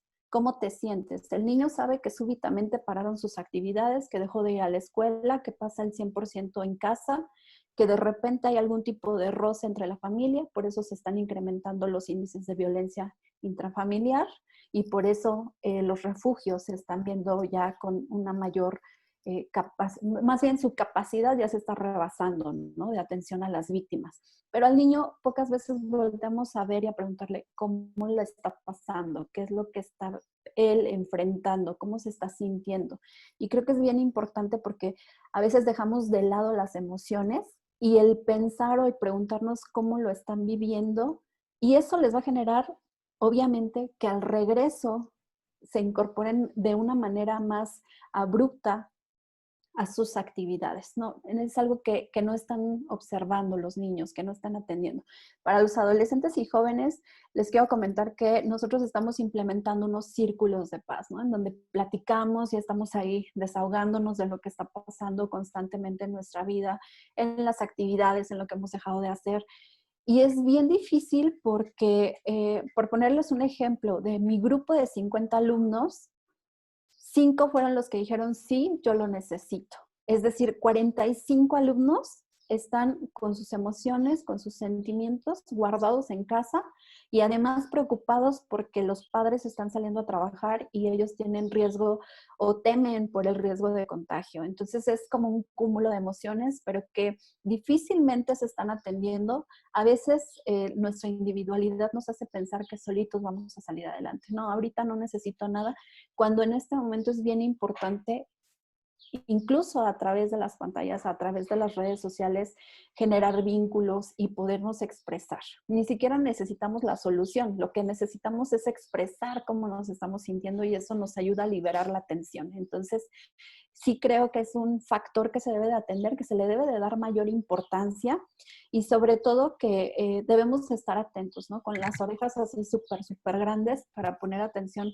a lo que nos quieran expresar las personas que yo veo que son un sector muy vulnerable, los niños y adolescentes, no porque los adultos podamos con todo, no, pero nosotros somos como un poco como más fáciles de encaminar o de buscar esa ayuda ya cuando nos sentimos rebasados. Sin embargo, los niños y los adolescentes están guardando silencio y eso les puede generar un conflicto más adelante, ¿no? Cuando ya se integren a las actividades. Sí creo que es bien importante mirarlos, darles dinámicas, ya nos decía la maestra Carolina, bueno, actividades de pintura, de yoga, de meditación, pues hay que estar al pendiente de todo lo que se da. Y uno de los beneficios ahorita es que muchas de esas actividades son gratuitas, entonces lo único que necesitamos es estar pendientes de las plataformas e ingresar a los vínculos que nos están dando. Y eso sería mi participación. Muchas gracias. Muchas gracias, maestra Nancy, por tus reflexiones, todas ellas muy interesantes. Gracias. Cedo la palabra al doctor Mauricio Pilatowski para escuchar su última intervención. Adelante, doctor Mauricio. Muchas gracias, doctora. Pues voy a tratar de hilar las otras dos cuestiones con la final. Y les sigo hablando a ustedes, queridos colegas, ¿no? Les hablo a ustedes para que pensemos juntos. Uno, porque fallamos. Y dos, en cierta medida, somos cómplices. No en lo individual, ¿no? Pero no, desde el lugar que la sociedad nos ha otorgado, las dos cosas son reales. Fallamos y en cierta medida somos cómplices. Pero quiero cerrar con una propuesta, ¿no? ¿Qué hacemos? ¿Qué nos toca hacer? Cada quien en lo individual hará lo suyo y me parece muy loable todos los apoyos que se puedan dar, pero mi pregunta es desde nuestra función como investigadores y como académicos, ¿qué hacemos? Lo que se viene es algo bastante, por lo menos, parece bastante aterrador. No hablo solamente del asunto económico, que eso es lo más aterrador de todo. Hablo en el campo del conocimiento. ¿Por qué? Porque cuando sucede, y esto históricamente es así, cuando se vienen estas crisis, surgen cantidad de falsos profetas, brujos, magos, gente que trae soluciones sencillas. Eso por un lado. Y por otro lado, los apóstoles de la ciencia, ¿no? Vamos a volver a escuchar a todos aquellos que nos van a decir que no es que falló, es que había que ajustarle unas tuercas. Había que moverle ciertas cositas, pero que la economía va a volver a estar bien, que la medicina no tiene problemas, que en la ética, ¿cuál es el problema? Nos vamos a enfrentar a los fundamentalistas científicos, por un lado, y a toda esta suerte de místicos, agoreros, vendedores de ilusiones, y ahí es donde tenemos una responsabilidad. Nosotros tenemos una responsabilidad. Ahora, ¿cómo entrarle? Pues desde lo que debemos hacer siempre, y debimos haber hecho siempre, desde nuestra capacidad crítica. Porque eso es lo que sí tenemos como una herramienta nosotros. No creo que la razón instrumental ofrece modelos que obviamente fracasan y mire lo que tenemos. Pero la parte crítica de la razón consiste en desarmar los modelos falsos y en denunciar las mentiras. Ese es nuestro trabajo. Yo creo que esa es nuestra labor y lo tenemos que hacer desde nuestro campo de investigación, pero como profesores, porque si no recuperamos la confianza de la sociedad, el camino está zanjado, la tierra está fértil para que surjan nuevamente, como retorno de lo reprimido, los elementos más oscuros de la civilización. Y no creo ser fatalista, ni creo que estoy exagerando. Creo que nos vamos a enfrentar a algo muy difícil y aquí nos van a necesitar como sociedad y nos van a cobrar lo que nos dieron y tenemos la obligación de regresarles. Y es nuestra capacidad crítica. Creo que regresar a las actividades con cubrebocas, con Susana o sin Susana, pero lo que sí tenemos que pensar es en la forma en la que hemos entendido el conocimiento y en la forma en la que entendemos la enseñanza.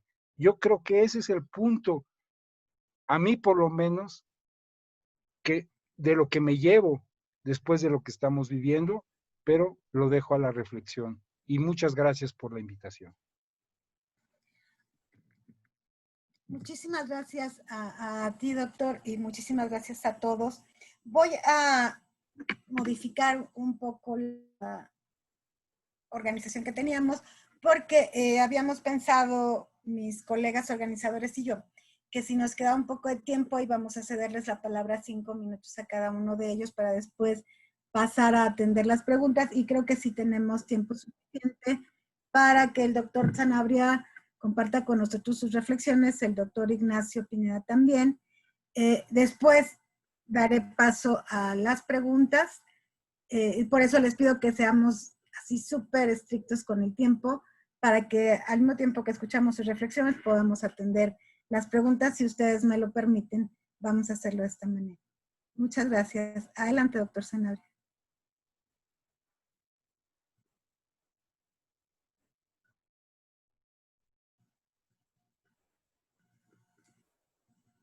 Perdón, no quería arrancar el micrófono. Pues yo creo que muy rápidamente algunos de los reflexiones muy generales que nos han dejado estos 3 importantísimos días de trabajo, muy fructíferos, pues yo me atrevería a señalar que en primer lugar, pues la pandemia nos está dejando lo que creo que han coincidido casi todos nuestros ponentes, la evidencia de estas enormes diferencias en lo socioeconómico, en el acceso a la salud, en el acceso a la tecnología, y esta pandemia, insisto, ha hecho más evidentes estas enormes diferencias entre unos y otros grupos. Y el poder político, pues a nivel mundial, se ha visto totalmente reactivo. No hubo, me sumo ahí a la crítica que está señalando el doctor Pilatowski, no hubo la posibilidad por parte de la tecnocracia, ni de los investigadores de izquierda, de derecha, ni de centro, ningún burócrata ni tecnócrata estuvo a las alturas de poder prever todas estas situaciones, y por lo tanto ha habido respuestas reactivas, respuestas improvisadas, respuestas poco articuladas que están poniendo en jaque la confianza por parte del ciudadano hacia la capacidad del ejercicio de gobierno. Y en este sentido, pues vemos también la lucha de cifras, la lucha contradictoria en materia de cómo hacer un diagnóstico de lo que está sucediendo, y a partir de ahí tratar de articular una respuesta medianamente eficiente para afrontar esta coyuntura. Por otro lado, a partir de esto tenemos un agudizamiento de la cultura de la desconfianza y una división de la sociedad que se manifiesta a través de esta guerra de cifras que habíamos comentado, y creo yo que en particular en el caso de nuestro país, el rechazo que ha habido a la utilidad que pudiera tener el conocimiento, pues nos está llevando a esta desconfianza por parte de algunos grupos que incluso señalan que la pandemia no existe, que la pandemia es un invento del gobierno para tratar de incidir en su vida cotidiana, ¿no? Entonces estamos teniendo esta consecuencia negativa producto de esta incapacidad del ejercicio de gobierno. Y por último, pues también en lo que creo que se ha coincidido es el descuido total en materia de salud emocional por parte del poder político. Sí ha habido una preocupación medianamente articulada para tratar de atender la parte de la salud corpórea, pero la salud emocional, y sobre todo lo destacaba muy bien la maestra Nancy, particularmente de grupos vulnerables como niños y adolescentes, pues habrá por ahí algún documento, tuve por ahí la paciencia de buscar en la página de COVID, hay algunos documentos con pequeños protocolos, pero que no hay una respuesta articulada para atender estas problemáticas. Y esto, pues yo creo que va a ir empeorando conforme regresemos a la llamada nueva normalidad, en donde todos estos espacios, estos agujeros negros, pues de repente van a salir, van a sacar pus, por llamarlo de alguna manera, por presentar una figura, y son a lo que vamos a tener que irnos adecuando realmente en esta nueva normalidad. Lo dejaría hasta ahí, doctora. Muchas gracias. Gracias, doctor Sanabria. Doctor Ignacio, Sí, muchas gracias, Rosa Marta. Pues ha sido realmente días de mucho aprendizaje para mí. En algunos puntos, pues yo estaba un poco al margen o tenía ciertas ausencias, como es esta parte socioafectiva, esta parte ambiental, y escuchándolos a todos y todas, pues he incorporado a mi manera de pensar y de convivir tanto con el mundo, la vida y mi entorno, en la parte histórica, en la parte literaria o más poética, en la parte científica, en la parte académica, dado que también tendríamos que pensar qué ha hecho la ciencia, en tanto necesitamos ahora sabernos con la seguridad de que algo se nos va a ofrecer para poder tener la seguridad de que en la salud y en la convivencia que tanto necesitamos. Yo agradezco muchísimo primero a todos y todas, es la oportunidad que he tenido de escuchar a mis colegas, de estar atento y de estar conectado con ustedes en la escucha. Creo que algo que me ha fallado es colocarme en la escucha con el otro, en el encuentro con el otro, y este realmente ha sido un encuentro con ustedes, con los otros, en la escucha. Y la escucha incorporándolos, en la escucha entendiendo, en la escucha comprendiendo y en la escucha haciéndome cargo del reconocimiento de aquello que no poseo.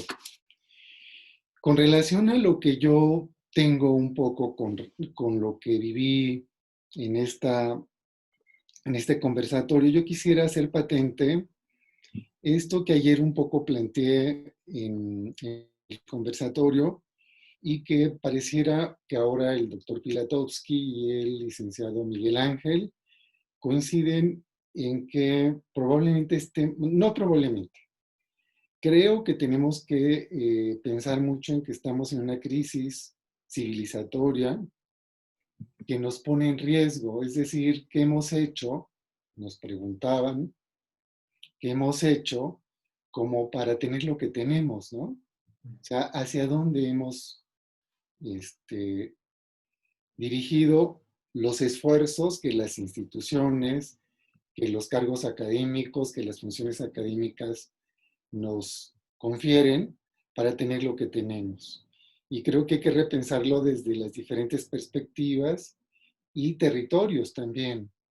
Es decir, no puedo yo solo pensar hacia afuera sin pensar hacia adentro. La territorialidad nos permite también situar.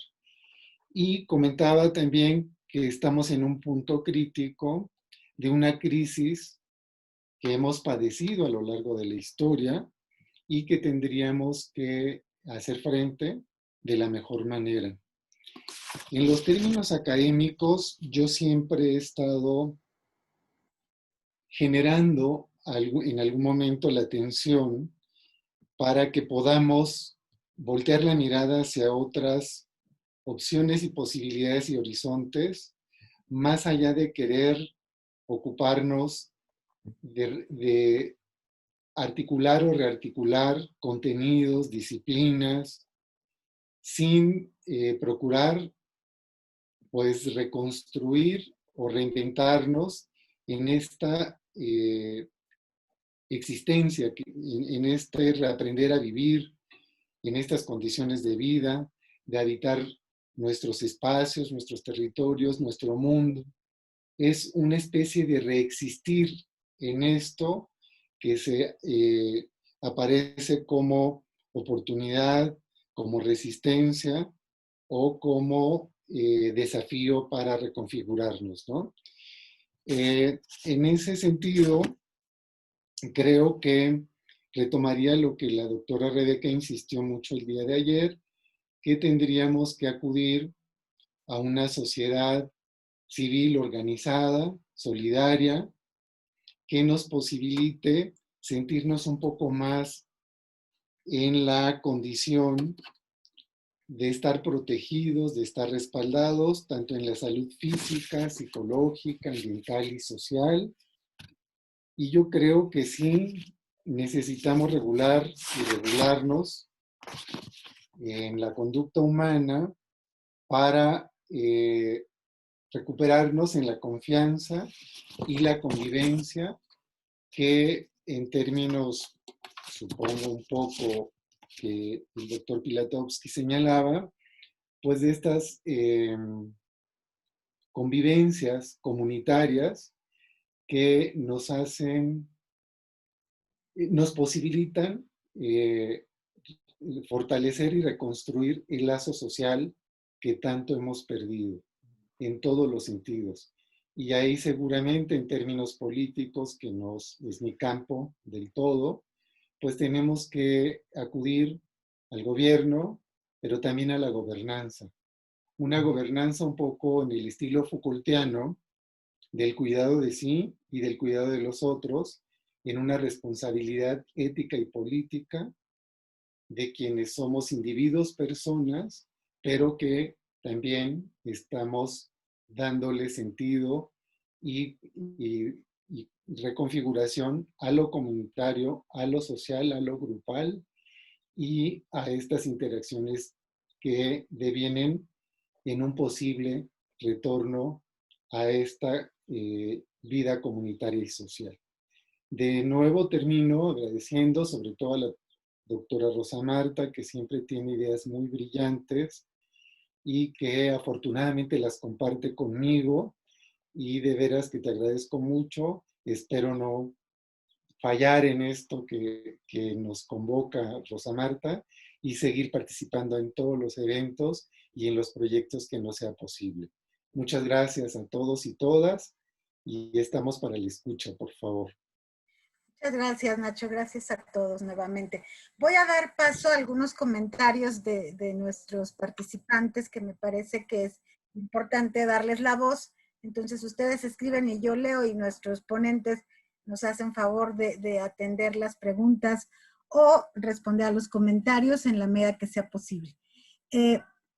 Raiza Pomposo dice que, bueno, ella tiene una diferencia en el punto de vista con la maestra Isabel y pregunta cómo vamos a actuar en nuestro presente si no comprendemos la historia. Es sumamente importante realizar una reflexión profunda sobre lo que hemos sido como seres humanos en el mundo para dar respuesta a esta pandemia. El aquí y ahora no es irresponsabilidad ante nuestro ser histórico. Isabel, ¿quisieras dar respuesta al cuestionamiento desde la perspectiva psicológica? Digo, entiendo que no es filosófica, sino más bien es terapéutica. Sí, yo creo que a lo mejor se entendió mal en el planteamiento o lo entendió mal en el sentido de que si se entiende que no se debe de tomar la historia. No, yo no quise decir que la historia no se debe de tomar, sino que obviamente con nuestra propia historia, bueno, desde el planteamiento psicológico, desde nuestra propia historia, obviamente yo voy a ir avanzando y voy a ir reaccionando ante la vida, voy a reaccionar a los estímulos y voy a reaccionar a las cosas. Sin embargo, a través de la historia también se ha visto que uno se queda. Ay, espérenme.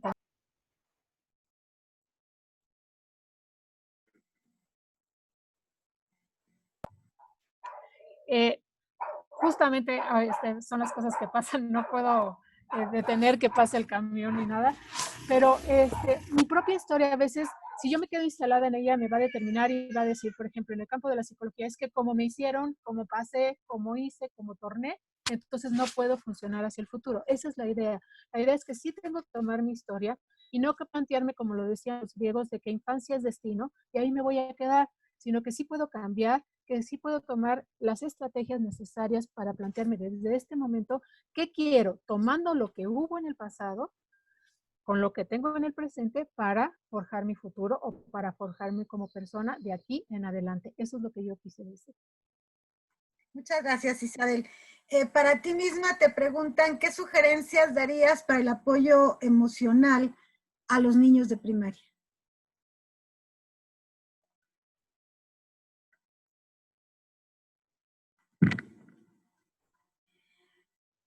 Creo que no me está escuchando la maestra Isabel. No, es que no me permitía abrir dice aquí que ya me lo permitieron abrir, es que no me permitían abrir. Pues las sugerencias para los niños de primaria y en general para todos es precisamente también estar acompañándolos y estar, como decía la licenciada Nancy, en primera instancia escuchando, ¿no? Escuchando qué se necesita, qué tienen, cómo van a llegar a la escuela. Lo primero que hay que hacer es, me acuerdo que siempre ponen, creo que es el primer mes o las 2 primeras semanas, no sé cuánto es el tiempo en realidad, para estar conociendo a la persona. Entonces hay que estar escuchando, pero escuchando activamente, estando con ellos, no nada más de, sí, me dijiste, qué bueno, te fue bien en las vacaciones o te fue bien en esta cuarentena, sino escuchar lo que te está tratando de decir desde adentro. Si es decir, si el niño te está diciendo, es que en mi casa la situación está muy difícil, estoy enojado con mis papás, con mi mamá, pues escuchar ese enojo y darle validación a sus sentimientos, a sus emociones, a todo eso que está trayendo consigo. Porque obviamente los maestros, sobre todo en el caso de la primaria, son vistos como héroes o como ídolos o como autoridad a seguir. Entonces, lo más importante primero es escuchar. Ya que después yo escuche, entonces sí ya poner estructuras, organización y todo lo que se va planteando, dejando que vaya bajando toda esa emoción.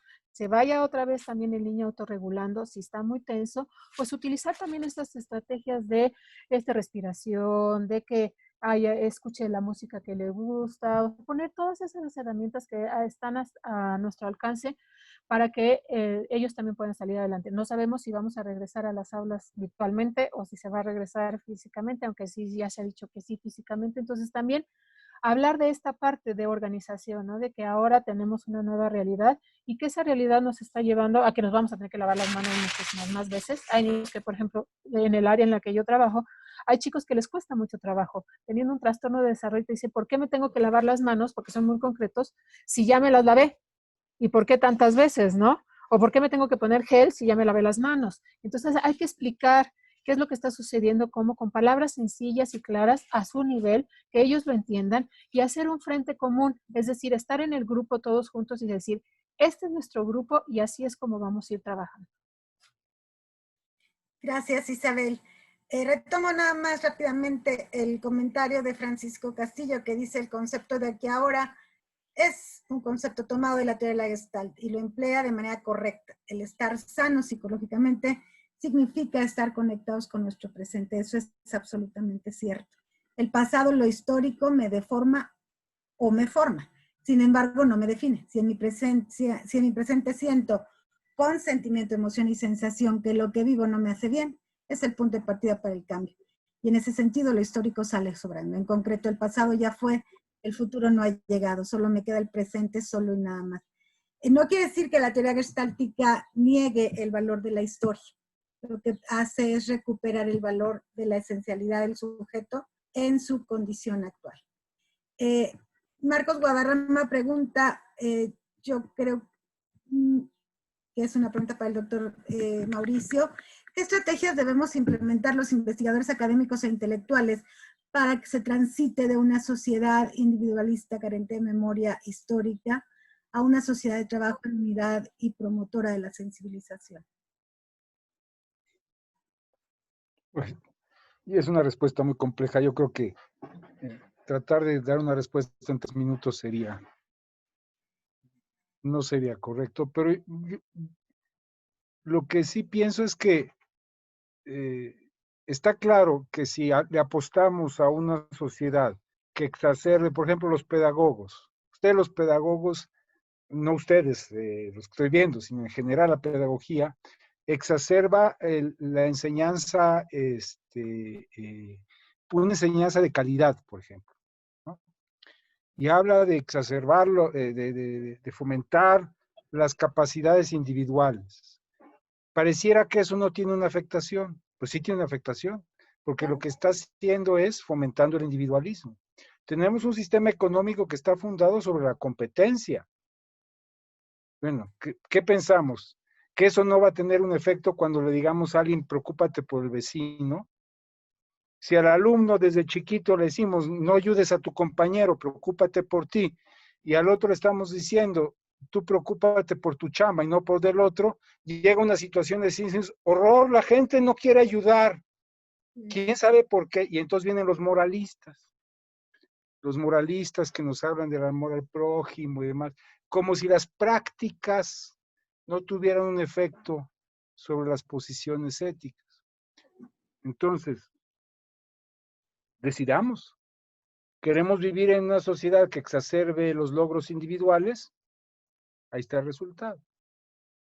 ¿Queremos una sociedad donde de alguna manera nos apoyemos mutuamente? Pues entonces, es lo que yo decía al principio.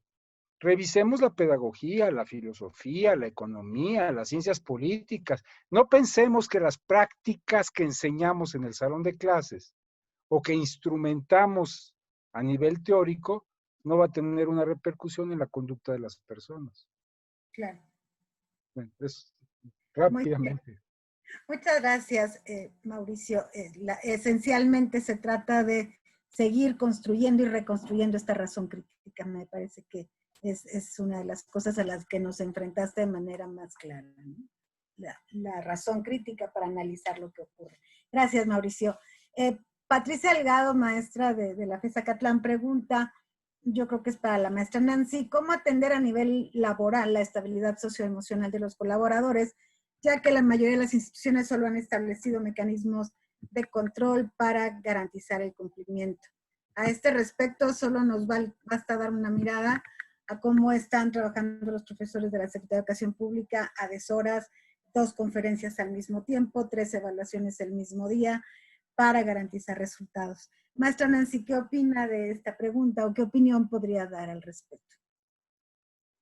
Muchas gracias. Pues creo que en realidad la responsabilidad también va de nuestra mano. Yo entiendo que tenemos compromisos laborales, pero sí es importante que atendamos sobre todo a las esferas en las que actuamos. Es decir, estamos 100% en nuestra casa, pero en el caso, por ejemplo, de las mujeres y que tenemos que desempeñar 2 o 3 papeles al mismo tiempo, es más complicado, sobre todo si no te estipulas un horario para lo que tienes que hacer.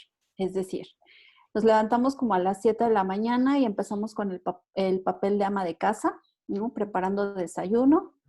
Si tenemos esposo, bueno, pues el esposo pide que se le atienda, ¿no? Y tenemos que estar ahí y es como esta parte de trabajar en equipo, ¿no? Que estemos regresando al sistema patriarcal, no. Es una parte de equipo, pero al final tienes que estar en tu labor como ama de casa. Si tienes hijos, tienes que atender a los hijos y ni se diga para subir las tareas que se están dejando y entonces estar al pendiente de que estén tomando la clase virtual, que me parece que ya ahorita ya se terminó ese periodo, pero cuando estaban, pues resulta que teníamos una combinación de horarios y de actividades que no sabíamos por dónde empezar. Entonces creo que es fundamental que nosotros estipulemos las rutinas y los horarios bien marcados.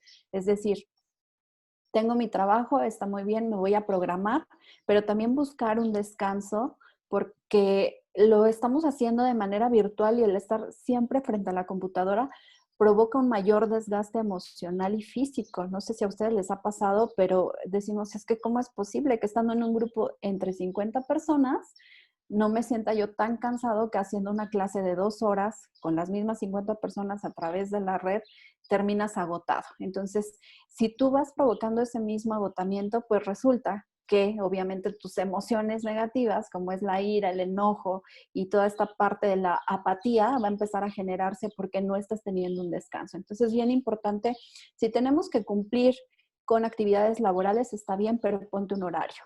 Y ponte un horario para descansar. Por lo menos 5 o 10 minutos, levántate, toma agua, date una vuelta ahí alrededor de tu cuarto o del lugar donde estés trabajando, realiza unos ejercicios de estiramiento, que esos son súper importantes y además son muy sencillos los que puedes hacer, porque nosotros debemos de estar preocupándonos por nuestra integridad.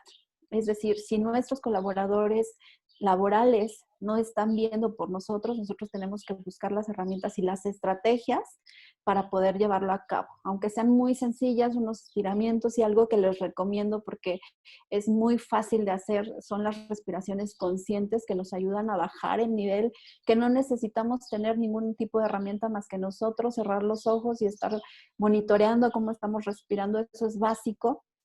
Pero yo les recomendaría las rutinas, respetar los horarios, ponerte por lo menos 5 o 10 minutos de descanso entre actividad y actividad.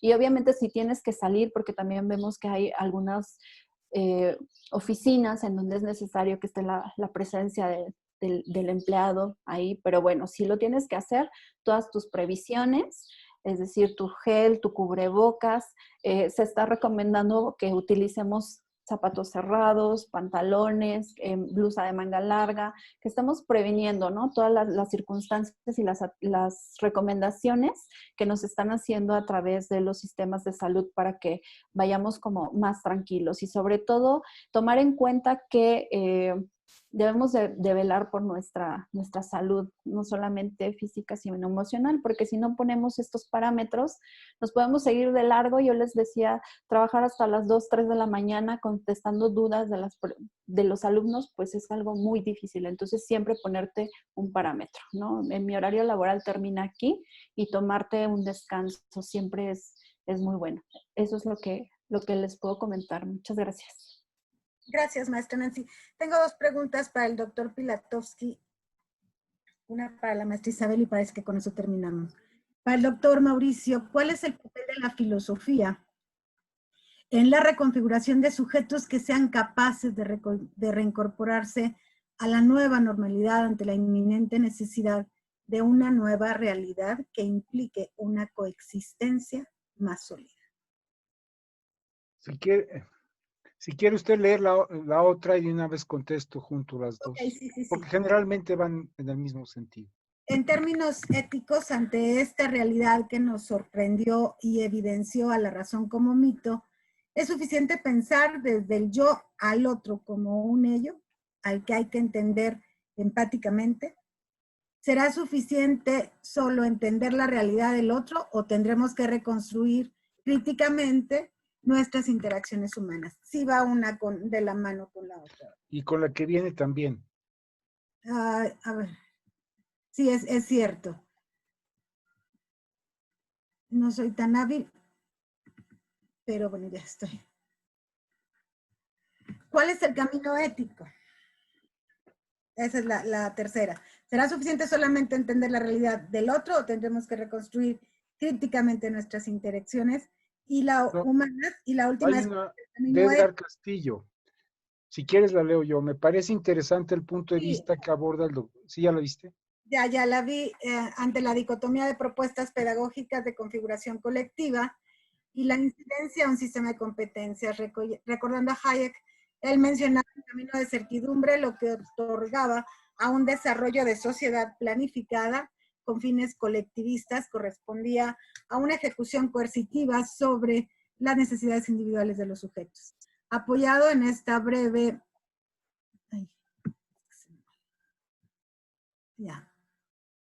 reflexión surgen estas interrogantes. ¿Cuál es el marco reflexivo en torno a la práctica neoliberal y la implicación del sistema educativo en esta crisis? ¿Qué filosofía de la educación para esta crisis neoliberal? Bueno, respondo brevemente a todo junto y que tiene que ver con lo que estamos planteando aquí. La organización del conocimiento en la sociedad que vivimos está construida sobre la fantasía del progreso, ¿no? Esta idea, esta ilusión que se genera de que podemos progresar. Y la idea del progreso está anclada en una lógica instrumental, quiere decir, en la eficiencia de los instrumentos. Progresamos bien si cumplimos un horario, si hacemos las cosas de acuerdo a cierta mecánica, si nosotros como individuos emulamos el sistema de los aparatos que estamos construyendo. Entonces desarrollamos una educación que haga que respondiendo al sujeto, un sujeto que tenga un horario y que se acomode con la mecánica, que sea funcional. Claro. Un trabajo que de alguna forma le brinde una ilusión de progreso. Un sistema educativo donde se premie al que se acerque más al éxito y a la eficiencia del objeto. Bueno, ese es el mundo en el que estamos viviendo. Y ese es el mundo que nos trajo a donde estamos ahorita. ¿Cuál es la respuesta? Es lo que decía yo, el sentido crítico, es No somos objetos, no somos instrumentos, no somos máquinas. Los anhelos de cada uno es distinto del otro, no pueden homogenizar en una idea general de progreso lo que los individuos queremos. Salirnos de esa ecuación, salirnos de esa cajita, no solamente no es sencillo, sino que requiere toda una reconfiguración del conocimiento. Y ahí es donde debe intervenir el pensamiento crítico. Hablar de una ética distinta es aquella que entiende al prójimo, es lo que decía Argentina, no como un ello, sino como otro sujeto, con su indeterminación y con sus formas particulares. Si yo veo al de enfrente y me enojo porque no trae puesta la careta, es porque estoy pensando nada más en lo que me dijeron que cómo contagia y no contagia. Ni siquiera tengo la capacidad de entender qué pasa por su cabeza, ¿no? Claro. Así funciona el sistema y nos fomenta ese tipo de sentimientos.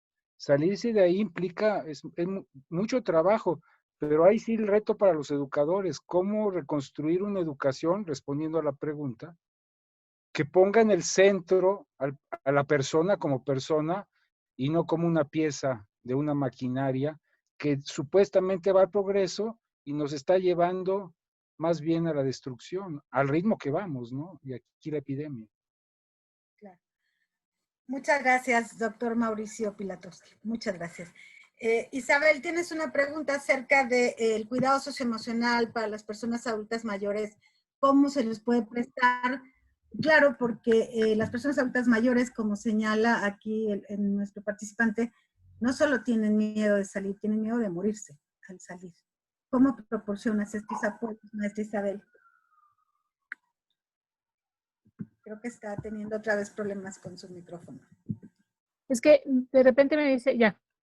Okay. Es que una parte no me permitía entrar.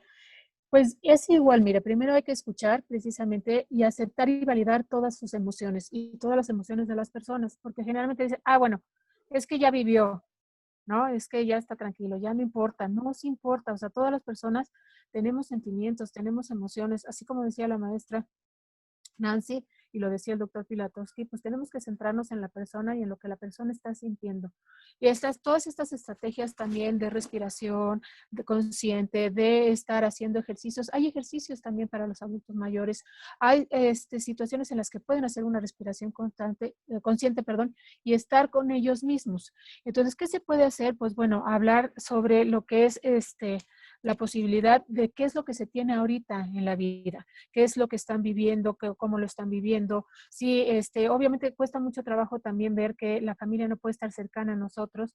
Entonces también es una posibilidad y crecimiento de que ellos puedan acercarse a esta parte de la tecnología que a veces estaba muy, pues, cerrada por ellos o negada, ¿no? O sea, mucha gente, aún con esa negación, está disminuyendo su estrés y se está enfrentando a eso. Entonces, día con día se puede aprender, día con día se puede estar con ellos y darles la posibilidad de eso. Si se puede acercar uno, obviamente con la sana distancia y en apoyo a las personas mayores, hablar con ellas de que, ok, pues eso, o sea, la vida también tiene un ciclo, ¿no?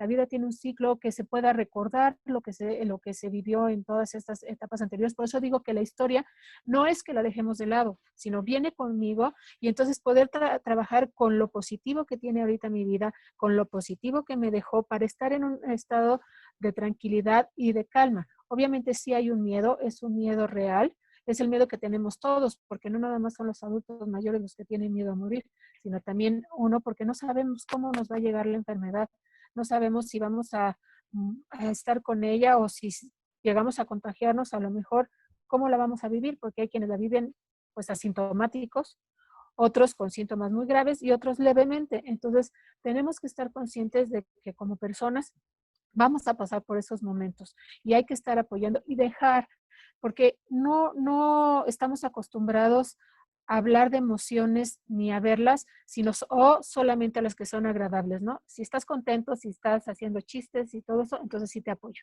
Pero cuando uno está triste o cuando uno está melancólico, cuando uno quiere hablar y expresar algo, te dicen, no llores, no pasa nada.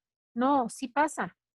sí pasa y tenemos que entonces estar también en esa escucha, también estar apoyando y decir, sí, pues sí hay miedo a morir, pues es un miedo que tenemos todos, con el que tenemos que vivir, porque la única realidad que tenemos es que pues el ciclo de la vida como animales o como seres vivos nos dice que nacemos, crecemos, nos desarrollamos, nos reproducimos y morimos, ¿no? Entonces, sí es un miedo real, hay que estar escuchando, hay que trabajar con ese miedo para poderlo bajar y pues para que la gente entre en paz y tranquilidad y calma.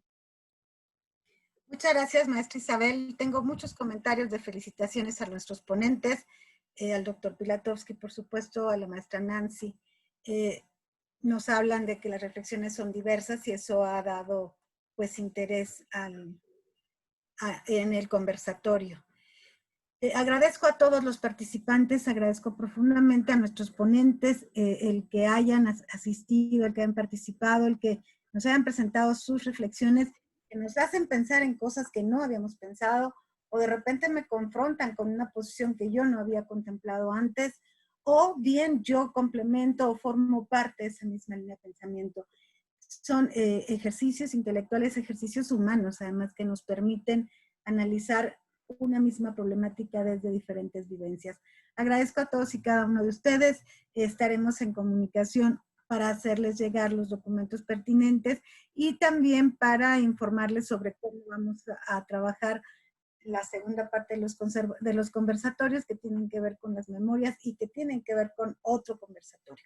Estaremos teniendo la comunicación pertinente con ustedes y nuevamente agradezco a todos, ponentes y participantes, el interés en este evento.